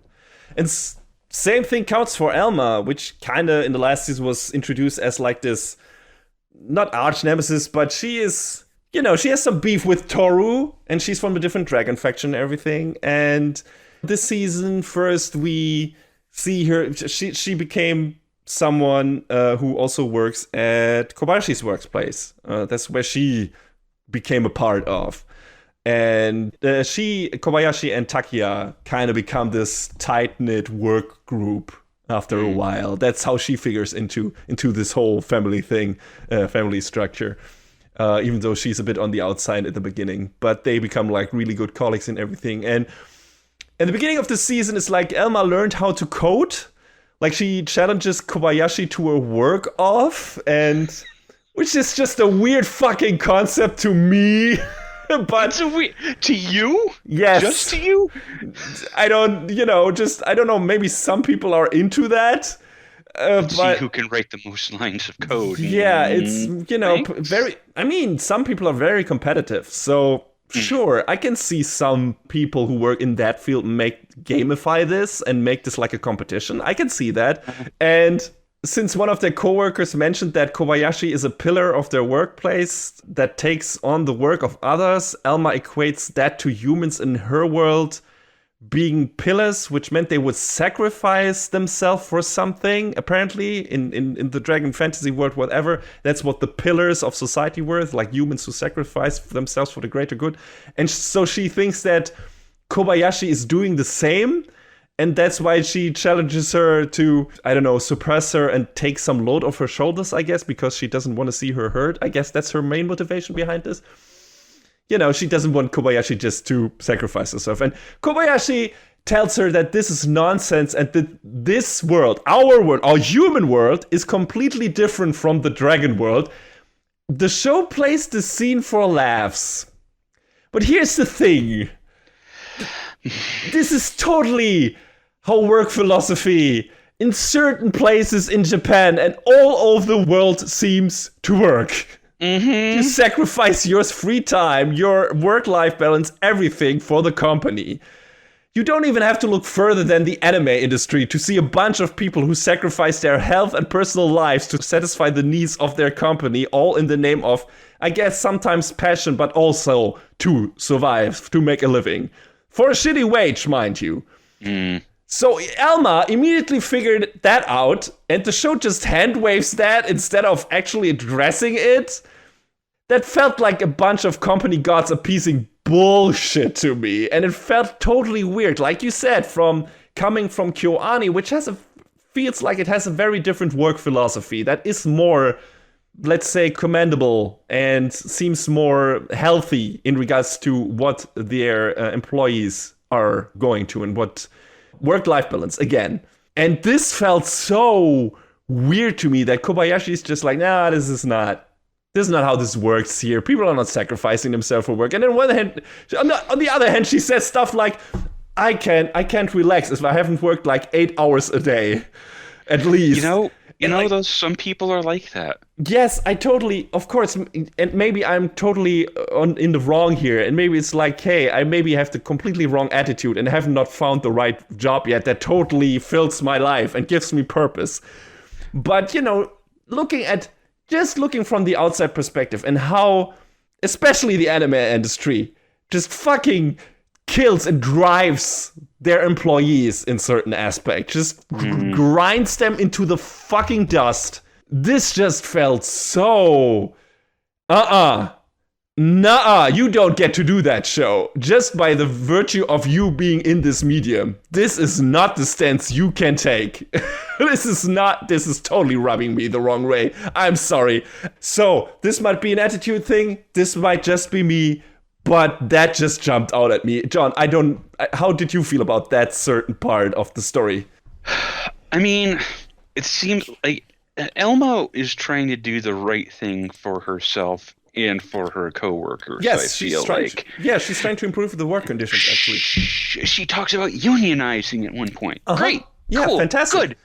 But everything just gets the way everything just gets deflected is just sort of like this is how the world is. You just gotta deal with it sort of attitude. And it's like, well, And I don't know if that is just cynical defeatism, where it's just like, we've tried. All of us who wrote this story have tried to change this, and we just couldn't. And that's how it is. And we have settled. We have surrendered. And that would be really sad and depressing. Or if it's just like, just don't take it so seriously. That's just how the world works. And that would be bullshit. Maybe it's criticizing, actually. Maybe it's just like, hey, yeah, look at this. This is shitty. And she's trying her best, and she's trying more than anyone with a sane mind would probably try. And she's putting so much work in to make things better, and she still can't do it. So something obviously is wrong here. So maybe it's actually critique of this. It would be great. It's just like the first part of it didn't feel like it. Yeah. I mean, I do feel like it's at least on some level a critique. I mean, I know if at my current job, if someone tried to bring up, hey, what if we union, you'd be kicked out the door faster than you could finish that sentence. Because welcome to the world where union busting lawyers exist everywhere. Mm-hmm. You don't need to look much for. Obviously, the anime world is pretty clear about that, but I think we can. Well, it does.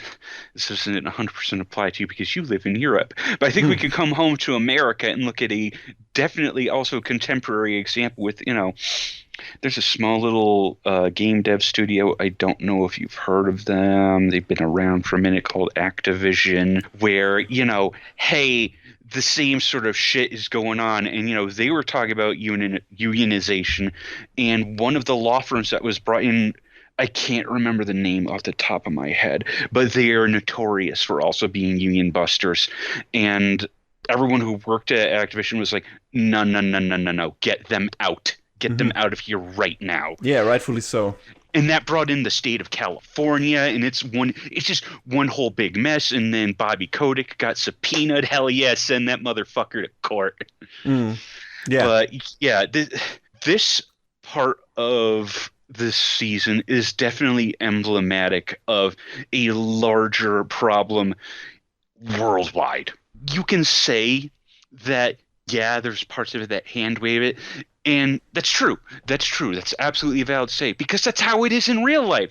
One person wants to make a change. Nobody or very few people want to get behind that. And then it gets no traction. And then you're left spinning your wheels and you're right back where you started, literally working yourself to death.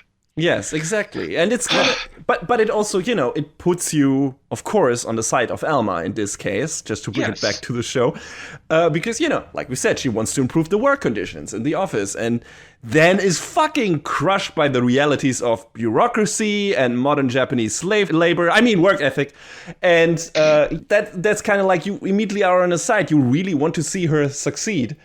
And that is really important because, I don't remember how much time we spent on the first season. She was not an unsympathetic character, but she's kind of at odds with Toru. So this putting her oh no, she is a really good person and she really tries to make things better for everyone around her. She's from the Harmony faction. She's the faction of the dragons who tried to find a way to live together in harmony with the gods and with the humans. And so this makes sense for her character. And this, she's also a sweet tooth and everything. So this all fits together in a way. And in terms of that, I really liked this story part because it really beefed up Elma's character and made her really sympathetic. Where it's like, hey, here's this woman or dragon from another world, and she comes into this fucking hard workplace that works its people to death. And the thing that is most important to her is not only for herself, but for everyone around her to make things better and get them riled up and get them engaged and stuff like that. And, help her with that. It's just sad that she doesn't really find a way to make that happen. That's just really sad. And yeah, I wonder, hey, KyoAni, if this was actually a critique of the work conditions in general and the fucked up way that a lot of companies handle that, I commend you. Then I'm really fine with that. It's just like the first part of this felt too hand-wavy for me. Because Kobayashi is our point of view character. She is the main character that kind of conveys the human point of view to the dragons. So her saying, no, this is how it is supposed to be, and, just fucking deal with it, and it's fine, and it's okay. And actually, I'm okay if I need to work this much, or I can't handle it. So it's like... Kobayashi also seems to be of two minds about it, because at one point she also says that maybe Premium Fridays will be more than just a dream. But she also wants to work an 8-hour day, so it's like, lady, you can't have both. Yeah, maybe because she has never learned anything better than this. So she can't even imagine in her brain what that would feel like, and that she might actually like it more than what she's doing right now. I mean, she gets severe back problems. And boy, holy shit, was that relatable to me. So I was like, yeah, maybe not working as much is also a solution to that. So definitely get behind what Elma is trying to do. And she does. It's not like she's... Once Elma, really tries for it, she and Takia really, get behind that and want to help her and everything. And Toro also gets into the mix, weirdly enough, because she wants... it's not weird, because she wants Kobayashi to be more at home, obviously. She wants to spend more time with her. She has an agenda. But I see Kobayashi just kind of surrendering herself to the thought that this is a pipe dream. That or... Going back to the whole games industry thing. So I listened to, I know I've brought this up before, Pat and Wooly's podcast, Castle Super Beast. And Wooly brought up this week that Eidos Montreal is switching to a 4-day work week. Yes, I heard about that too. Maybe if you work even if they're not longer days, but, you work 4 days, and then that way you're better rested in your... That's what the studies show. Studies show. They show you can only be productive for so long each day, and only be productive so long for each week. So they have tested this and have shown that productivity for the people who work for only 4 days a week is as productive, if not more productive, than the people who work 5 days a week. And of course, then the problem becomes, again, same with home office and everything. Not all jobs can do that. Right. Not all jobs can do 4 work days a week. And, a bunch of companies, even if that was a thing that would be done on a grand scale for, specific for the entire country, let's say, for a bunch of companies, if that would be considered, a bunch of companies won't want to do that. It's just like, no, this is not how this works.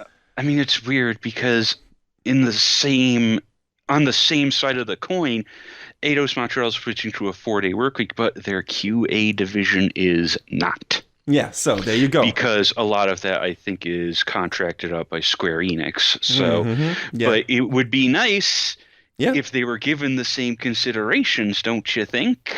Exactly. And I think a lot of this, just in general, to maybe end this giant tangent about fucking work conditions, which is not, I mean, it's anime related, but still, I know I brought this up, but it's weird. I didn't expect to go too much into this. This was kind of improvised. But to really, it happens. Yeah, it happens a lot on this show. I love it. I'm not kidding. I love our tangents. I fucking love them. But to end this tangent, this specific one, I think a lot of the stuff is just kept in place the way it is, either because it has always been this way, because that's the favorite argument for a lot of people, to do shitty stuff still a shitty way, because it has always been done this way, and you don't want to even think about changing it up because that's already too much work for you. And, even if it might be better for you as well and stuff like that. And I've seen that so many fucking times in regards to so many things. It's now my that is my trigger thing now, where it's like, we've always done it this way, so it has to stay this way, even if everything shows that it is a really bad idea to keep it that way. If people come to me with that argument, I instantly see red. I get so fucking angry. That's one of the reasons. And the other reason is because doing it a different way might make it difficult for some people to get more money out of it for them personally. Mm-hmm. I know this just got very political, but that's usually how it is, and why these things are not changed up, and why these things are not even being considered to be changed up. So, we'll see. I mean, things are changing, at least for some jobs and for some people. I don't know how much longer, how much more 100 years it's going to take us to maybe get to a different place that a lot of more people then have better lives through. But we'll see. It's probably going to take a while for the anime industry to get there. The whole from outside perspective.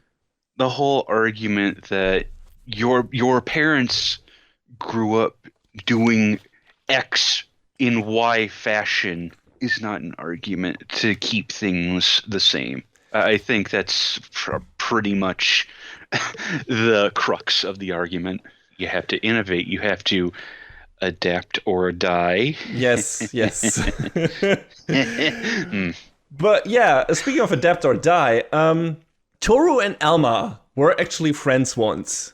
We get a rare glimpse into their past, where Alma was posing as a goddess, initially to help people, which went against the dragon's doctrine, and that piqued Toru's interest. But then she got lost in the feeling of being worshipped, and Toru deemed her motives to be shallow, and they started fighting. So that's where all their beef came from. It's just like they were actually friends, and they hung out a bit, but Toru kinda, was expecting something from Alma that she didn't fulfill, really. And that's why they had their falling out. And at that point, we get a literal dragon fight, which is pretty damn cool. Not them in human form, but actually as fucking dragons in that flashback. I would have loved to see more of this. Sadly, we didn't get any, but that was a legit kaiju fight there. It was really awesome. And yeah, even later in the show, which comes a bit sudden. Like they have this a bit later in the last third or something, Alma and Toru again have a ridiculously awesome duel. And it seems to be like it's supposed to be this closing point to them after having beef, rivalship, whatever, had their falling out, finally becoming friends again. But the setup for this came way earlier in this season, especially at the episode where we had that flashback.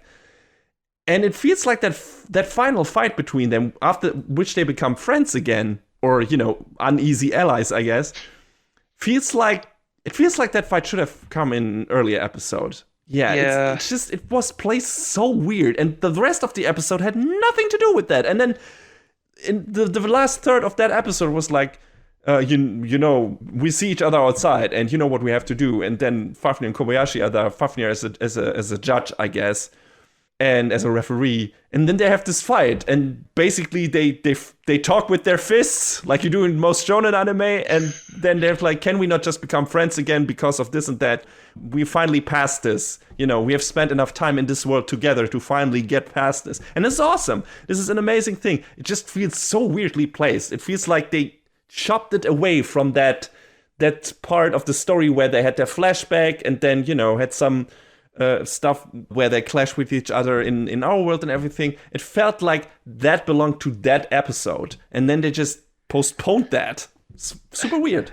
I don't know, maybe because the thought is that, our lives are so busy with so much other shit. Now is when we have the time for this. I don't know. It was a little weird, but Yeah. I do like that that was the big exclamation point on the end of them becoming friends again, though. Me too. Just because at one point, they're talking about how Elma calls Toru a hypocrite because she said she wouldn't trust humans ever again, and look at what she's doing now. But Toru says she likewise couldn't approve of Elma's past because the humans treated her like a deity, even though, as far as I could pick up, it seemed like that's not how she wanted it to be. She just wanted to be, an ally to all humans, and also the food was pretty tasty. Yeah, she indulged in that. That was the problem. That was not her initial intention. That's not what she wanted to be, but she was so revered after a while and got gifts and food and everything so that she just accepted it in a way. And it was like, yeah, okay, I'll be that. I'll be a deity to them just to get more of this. And that's where Toru saw the flaw and the fall, because like, no, that is not what you promised them. That is not what you promised me. That is too shallow. You're being too selfish. And yeah. But then Elma says the food tasted better because they were together. Yes. And then she disappeared. And Elma was worried sick because word had spread that Toru had died. And she just wants everything to be like the old days again. So I liked that bit a lot, at least. That, yes. Even though they had their disagreements, it all came down to, hey, why can't we just be friends again? And it's like, oh, that's all you wanted. Okay, sure. Why not? Yeah, and it's great. And, it's simple in a way, but also it's nice that they go enough into that it doesn't feel shallow in this case.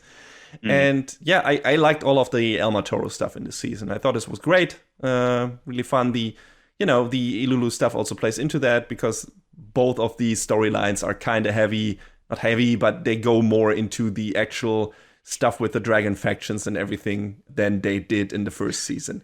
Heavy, you say? Would you say top heavy? Oh God, Jesus Christ! Yes, I would. How do I recover from that? Got him. Yeah. And I also like the Toru Kobayashi stuff in this season, although, like I said, it felt more like the big thing they did with that was in the first season, when it came to those characters growing together. I mean, they do a bit of that by the end, where we learn a bit more about why Toru came to this world, and her dad appears and everything. And there's the scene where Toru is really worried about Kobayashi for the first time, because Kobayashi catches a cold, and Toru doesn't know how to deal with that. Especially since she has seen human villages being ravaged by pandemics in her world. My, how timely. That's also neat, where it's like always when they build a bridge to Toru's past experiences and how that relates to her experience with Kobayashi now in this world and everything. So that's cool. But, I feel like the focus is on the Elma stuff and the Ilulu stuff. And that's, at least when it comes to her character, and her figuring herself out. And for Kobayashi, is basically it's dealing with all of that and, around her, and also becoming more of a, let's say, a better friend, quote unquote, husband, wife to Toru, I guess, because that's their dynamic. Let's not kid ourselves. And, better father slash mother to Kana. That's also a big part of this, or a bigger part of this. And then they kind of wrap this up, this story with Kobayashi and Toru, like I said, where they go a bit into the background of her. And like Shota's dad is the head of the company of Kobayashi's, where Kobayashi works at, and turns out he's a friend of Toru's father, who, like I said, comes to visit in the penultimate episode to fill Kobayashi in on what transpired in the Dragon World before Toru met Kobayashi. And I feel like there was a more elegant way and more engaging way to tell that story than a giant exposition dump by Toru's father. But at least we got to see Toru as a baby dragon, which is super cute. Oh, baby Toru is adorable. Yes, absolutely. Like the cutest dragon you can imagine. Like just this wide-eyed, not any pupils, but just so fucking adorable. Just a fucking walking, talking plush toy, and yeah, really, really cute. And yeah, it turns out her motivation was Toru wanted to free all dragons from their obligation in the fight for and against the gods by ending the fight once and for all by herself. That didn't go so well. Sword in the back, not so well, in fact, like we saw in the first season. Boy, doesn't that sound a lot like what Elmo was trying to do for her coworkers? Yeah. Yeah, you're right. There's some parallels in there. I didn't think about that. So, yeah, maybe this whole show is actually a critique of fucking work conditions in Japan. Who fucking knew? Yeah, I think I might be coming around on this. I think this is just, yeah, that works. Okay, KyoAni, I'll give you the benefit of the doubt. I feel like, yeah, this is what the show is doing subtext-wise. So, all right, yeah. So that was Toru's deal. You know, the dragons and the gods were fighting, and some were on the side of the gods, some were not, and you know, some were trying to exclude from themselves from the fight, and she all wanted to be the dragons to be together again and not having any obligation to fight for one side or another or not to fight. And that's how that happened. And that's how she then came to the human world and everything. And we know what happened from there if you watch the first season of Kobayashi's Dragon Maid. So I felt like this show brought that part of the story to a pretty good close. That I don't know. I mean, we could still do some more with that. They could do some more with that. But I feel like that is kind of what we needed to know. And everything else that we get after this kind of story-wise is gravy. It's just like, yeah, sure, we don't need this for the food to taste good, but it's nice to have. So we'll see if they do some more with that, and maybe take Kobayashi to the actual dragon world in a maybe coming season if it happens. Who knows? But yeah, I like that the way they wrapped that up. How did you, John? How did you like that part of the story with Toru's origin and everything? You know, I thought it worked really cool, and it was really awesome. What I really liked seeing was getting to meet Kana, Lukua, and Fafnir in their actual dragon incarnations, and seeing, getting a little bit inside their heads as well. Like, Kana wanted to become human because she just wanted to do silly tricks and pranks because she was just craving attention. Toru calls Lukua a coward for not fighting, but she says it's because she doesn't want to fight because she thinks it's pointless to do so, and that Toru should just up and leave the Chaos faction, and that Fafnir he thinks that dragons should just live as they please, otherwise it's a waste of life, and that anyone who stands in the way of your decisions should perish, even your parents. To which even Toru was like, "Whoa, buddy, slow down." I know why I like Fafnir. Of all those four, for some reason, I like all of these. I like all of these characters, but the things he says, the things he does, the way he does them, he's just a favorite of mine. I love Fafnir so much. He's just so much fun. Like, at one point in this season, he's fucking dancing in the streets. Yeah. He's my fucking spirit dragon. It's just like he and Takia duke it out in Not Samurai Showdown.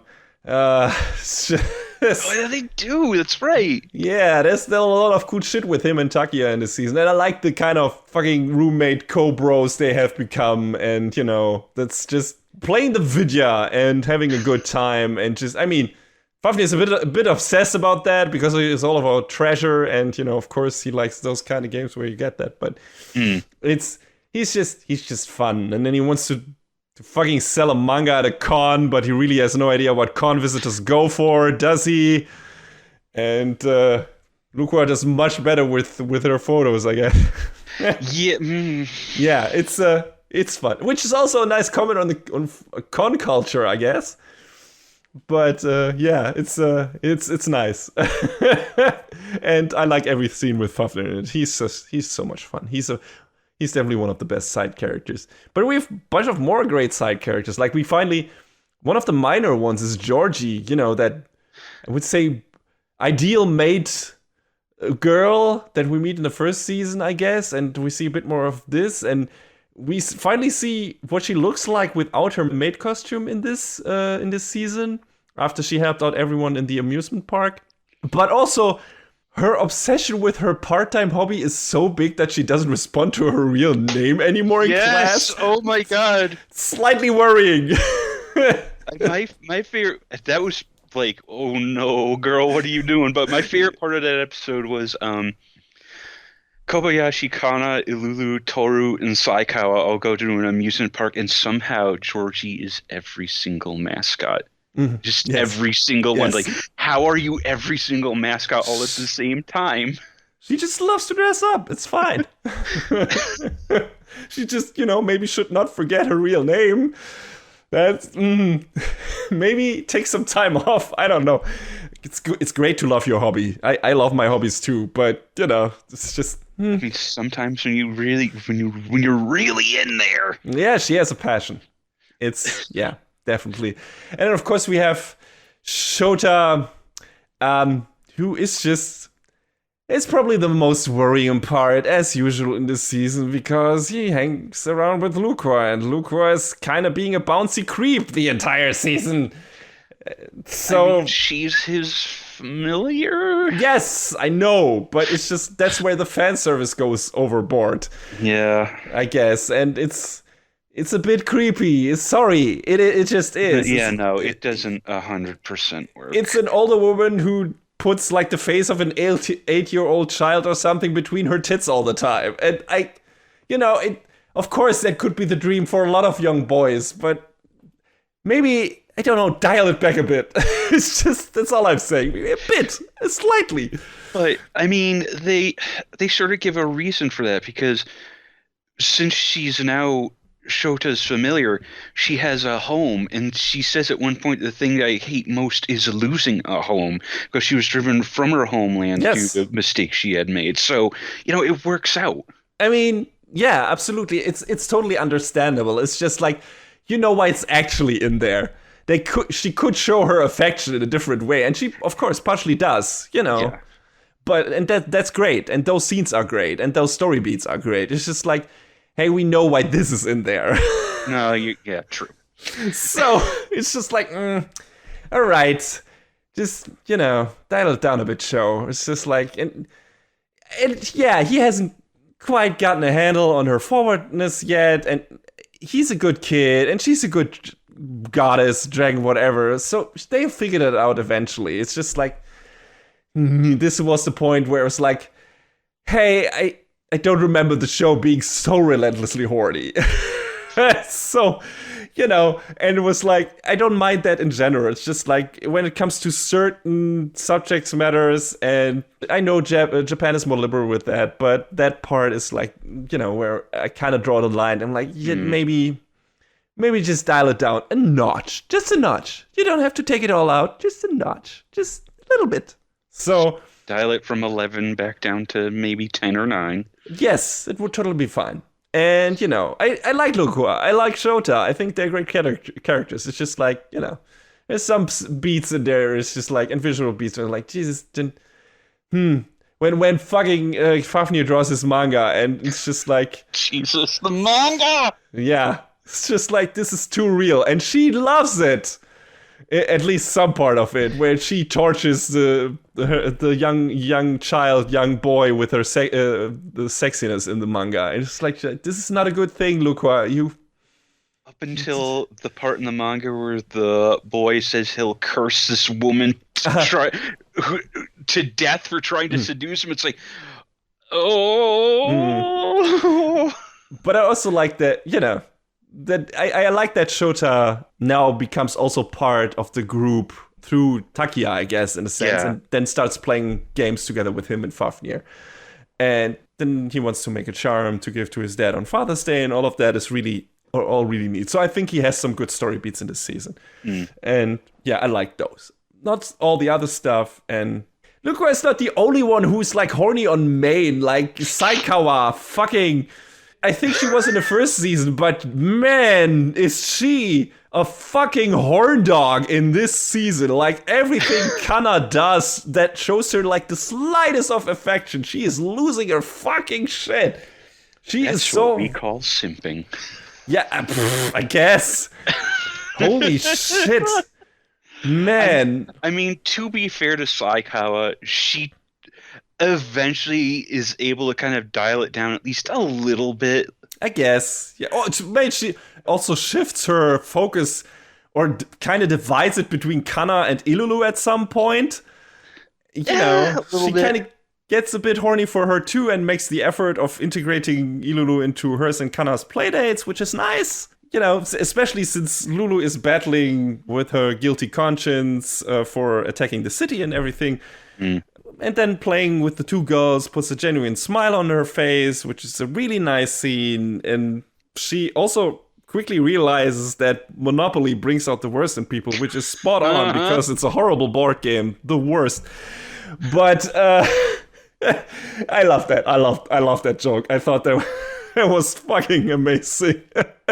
I think one of my favorite moments between Kana and Saikawa was when a couple of the other kids in their class challenged Saikawa to go where the rivers meet, like way far away, and she's kind of about it until Kana agrees to go with her, and then they go and they run across Elma bathing in the river in her dragon form. Whoops! Mm-hmm. And then Saikawa tries to tell the other kids about it. Like, it was this big, and it was bathing in the river, right, Kana-san? And Kana's just like, Saikawa, that was CG. Yeah. What? Huh? Huh? What? It's great. I love that. I love that so much. Just the way Kana just like immediately, no, it wasn't nothing.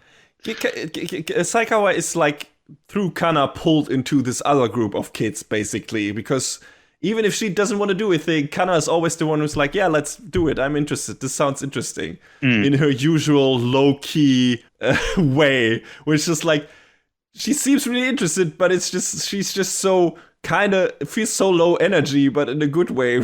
so like, hey, he's this very, very not ADHD child that is just like interested in stuff and wants attention and everything, but it's just very, very nice and very sweet. And that kind of pulls Saikawa into, because that's so like easy to deal with, she makes a lot of friends, and that pulls Saikawa with her, which is really nice. They also go ghost hunting, which is really fun, stumble across this weird fairy. And that's all really entertaining. The football stuff and everything. And Saikawa betrays her team so she could find out who Kana likes and everything. It was also a really funny beat. And I like a lot of the Kana stuff in this season too. Like her giving Kobayashi a present on Father's Day is hilarious and adorable. Yeah. I like that her having a fallout with, like, the cutest fight with Kobayashi, where she just storms out of the fucking apartment. It's like, Kobayashi, baka! And then she flies to New York City! Yes! Makes a new friend there. Fights the mafia. It happens. Also, which made me think, later turns out that Toru was with her the entire time to make sure that she's okay. Yeah.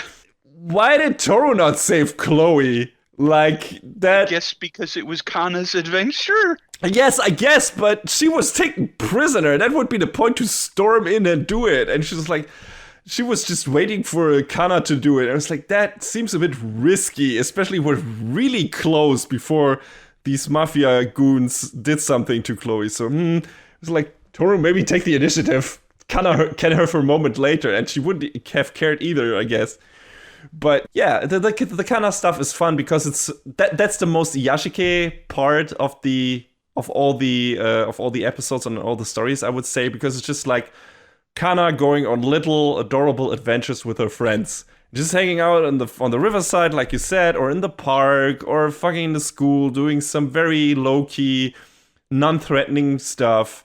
Aside from the last bit where she fucking lands in New York and basically fights the mafia. So she has these very, very, very comfy adventures, like childhood adventures, stuff one might have experience in their childhood as well. And it's just like, a bit of nostalgia and a bit of, hey, this is cute and this is very relaxing, and just seeing these kids having a fun time. So that's probably the most not character heavy, although there is some character development with her. Kobayashi for her is her dad, and Toru is her mom, and the way she grows into that, and how she deals with certain things not working the way they should and stuff like that. So that's also really nice. But Kana is just a very, like I said, she's a very anime child, and she is so not annoying and so uncomplicated and so just you love to see her on screen. She is such a relaxing, fun part of the show. She's great. She's one of the great characters in the show. I mean, all of them are great. And yeah, it's kind of what we get out of the season. And then by the end, we get an improvised wedding between Toru and Kobayashi, guys, which Kobayashi doesn't get until the very end, and then that flies in Toru's face. A little bit. A little bit. And also, Takia learns a very harsh lesson that you should not arm wrestle with a dragon. That looked painful. Holy shit. I mean, I love that he's integrated into the group so much, but holy shit, know your limits, dude. They're all like, man, he's really courageous. It's like, he just doesn't know what he's getting into. Someone should really stop him.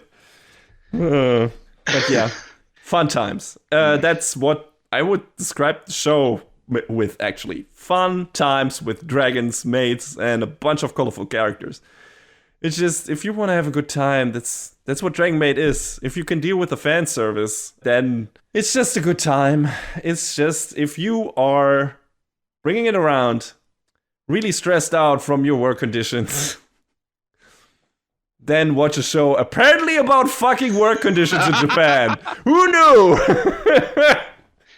Subtext is awesome, isn't it? Yes, it's great. Also, speaking of great, curse be the amazing OP and ED living rent-free in my head all the fucking time. This is an OP I definitely did not skip this season. No, me neither. I didn't skip the OP, I didn't skip the ED one single time. I love them both. They're very bouncy and very joyful, and just the OP, the way it's animated is so fucking great. Yeah, and I think alongside this show, there were maybe one or two OPs I didn't skip this season. Everything else was like, yeah, who cares? Yeah, and this is definitely one of them that I know, you just can't skip. And I know, raise your red flags for people who skip opening sequences. Listen, sometimes they just don't hit. Yeah, sometimes they're just like, okay, it's nice that they're in there, but it's just... And it's a good song, but sometimes, the animation is shit, or the song is shit. It needs to work perfectly together to make it a non-skippable OP for me. And Dragon Maid was definitely one of those. And I think the first one, the one from the first season was as well. But this one is just like, it's so fucking catchy. It's so just the way it opens up already. Fuck! Jesus! Can't get it out of your head. It's such a fucking earworm, but in a good way. I love it. It's so fucking great. Don't skip this one. And don't skip this show. Don't skip this season. If you like the first season of Dragon Maid, watch it. Watch the second one. I mean, you probably already have, but yeah. Holy shit. It's just like, yeah, there's some parts in there that I didn't like, but during this, man, I'm glad we're reviewing shows, because I had a lot, in the beginning of this, I had a lot more of a negative attitude towards the whole thing, how the work thing is characterized.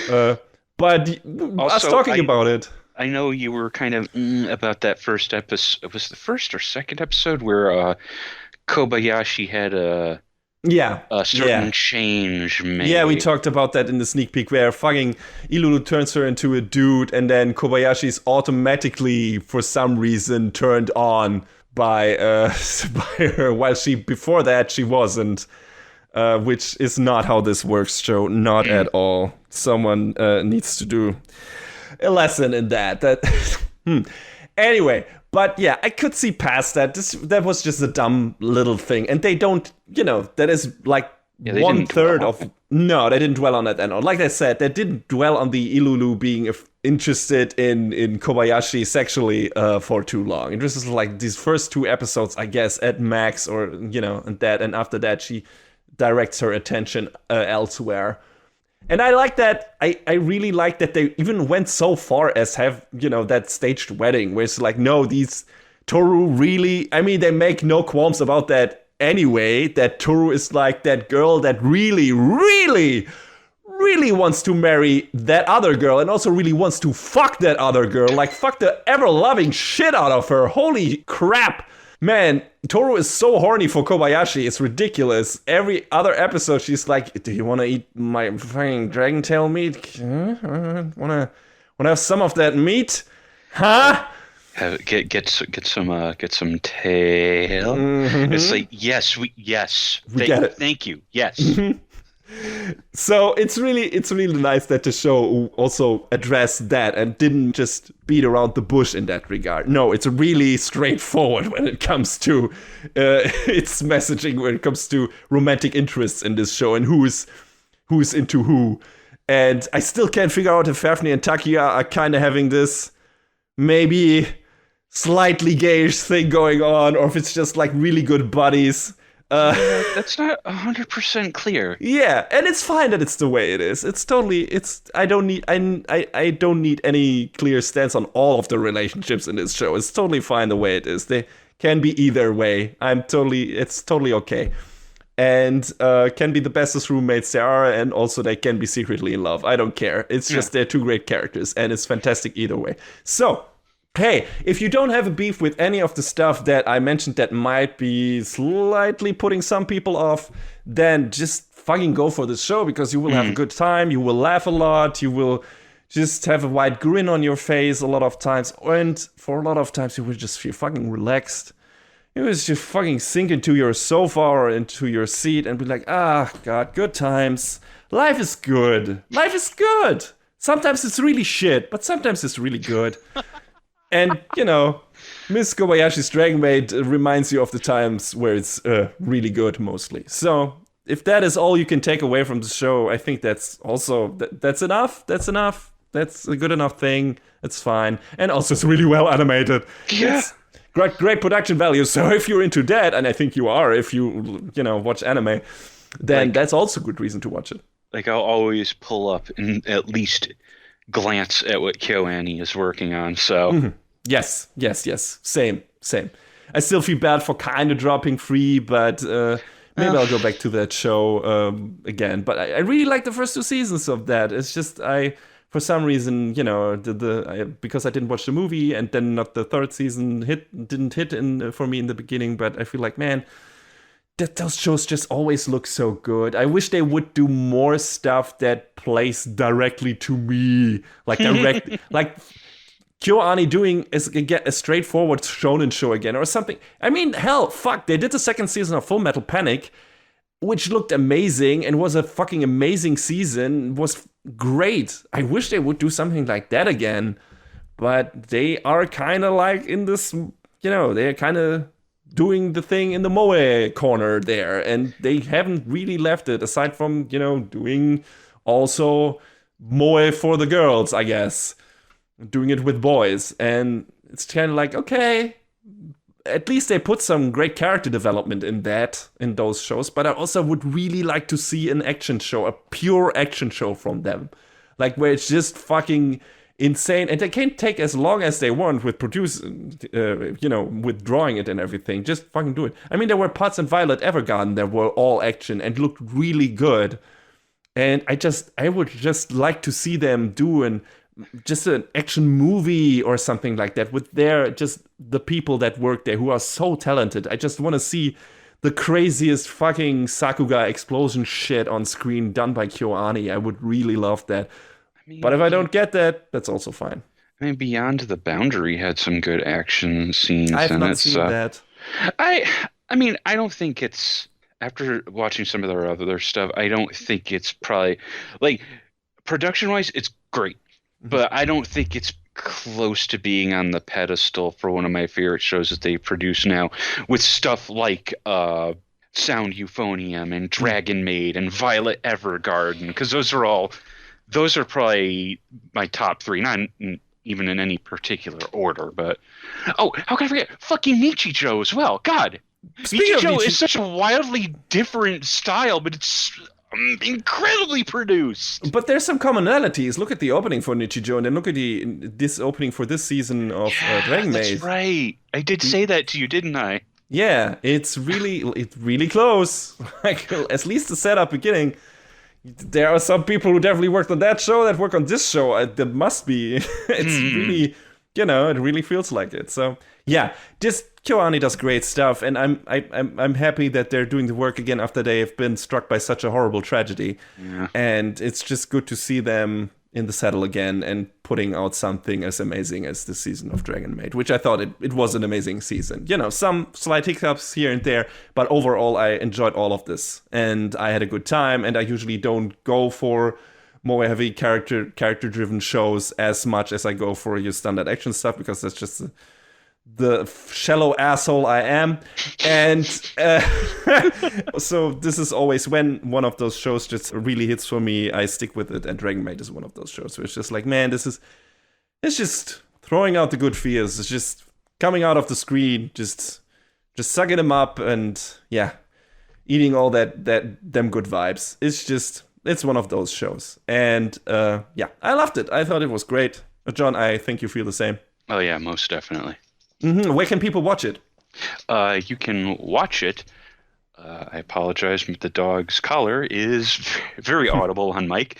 It's fine. You can watch it on Crunchyroll/Verve. It's also on Funimation, where I believe they've been dubbing it. And then depending on where you live, it's also available on Wakanim, Anime On Demand, and Anna Plus. Yes, and you should do that. We promise you here at Anime Brain Freeze that you will probably 90%-ish have a fiery good time. Mm-hmm.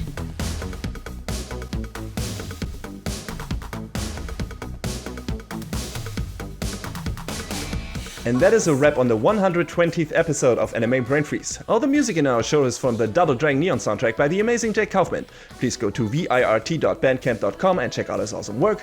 Our show is available on most of the popular podcast services, but it's always worth visiting animebrainfreeze.com for our review index and more. Leave us comments and questions on YouTube, follow us on Twitter at AnyBrainFreeze, or send an email to animebrainfreeze@gmail.com. We would love to read your feedback. Thanks for tuning in, we hope you had a good time, and please join us again on our next episode. Macht's gut! So long, everybody. Next time on Anime Brain Freeze. Lord of the Flies with superpowers And a buddy cop comedy, but with vampires?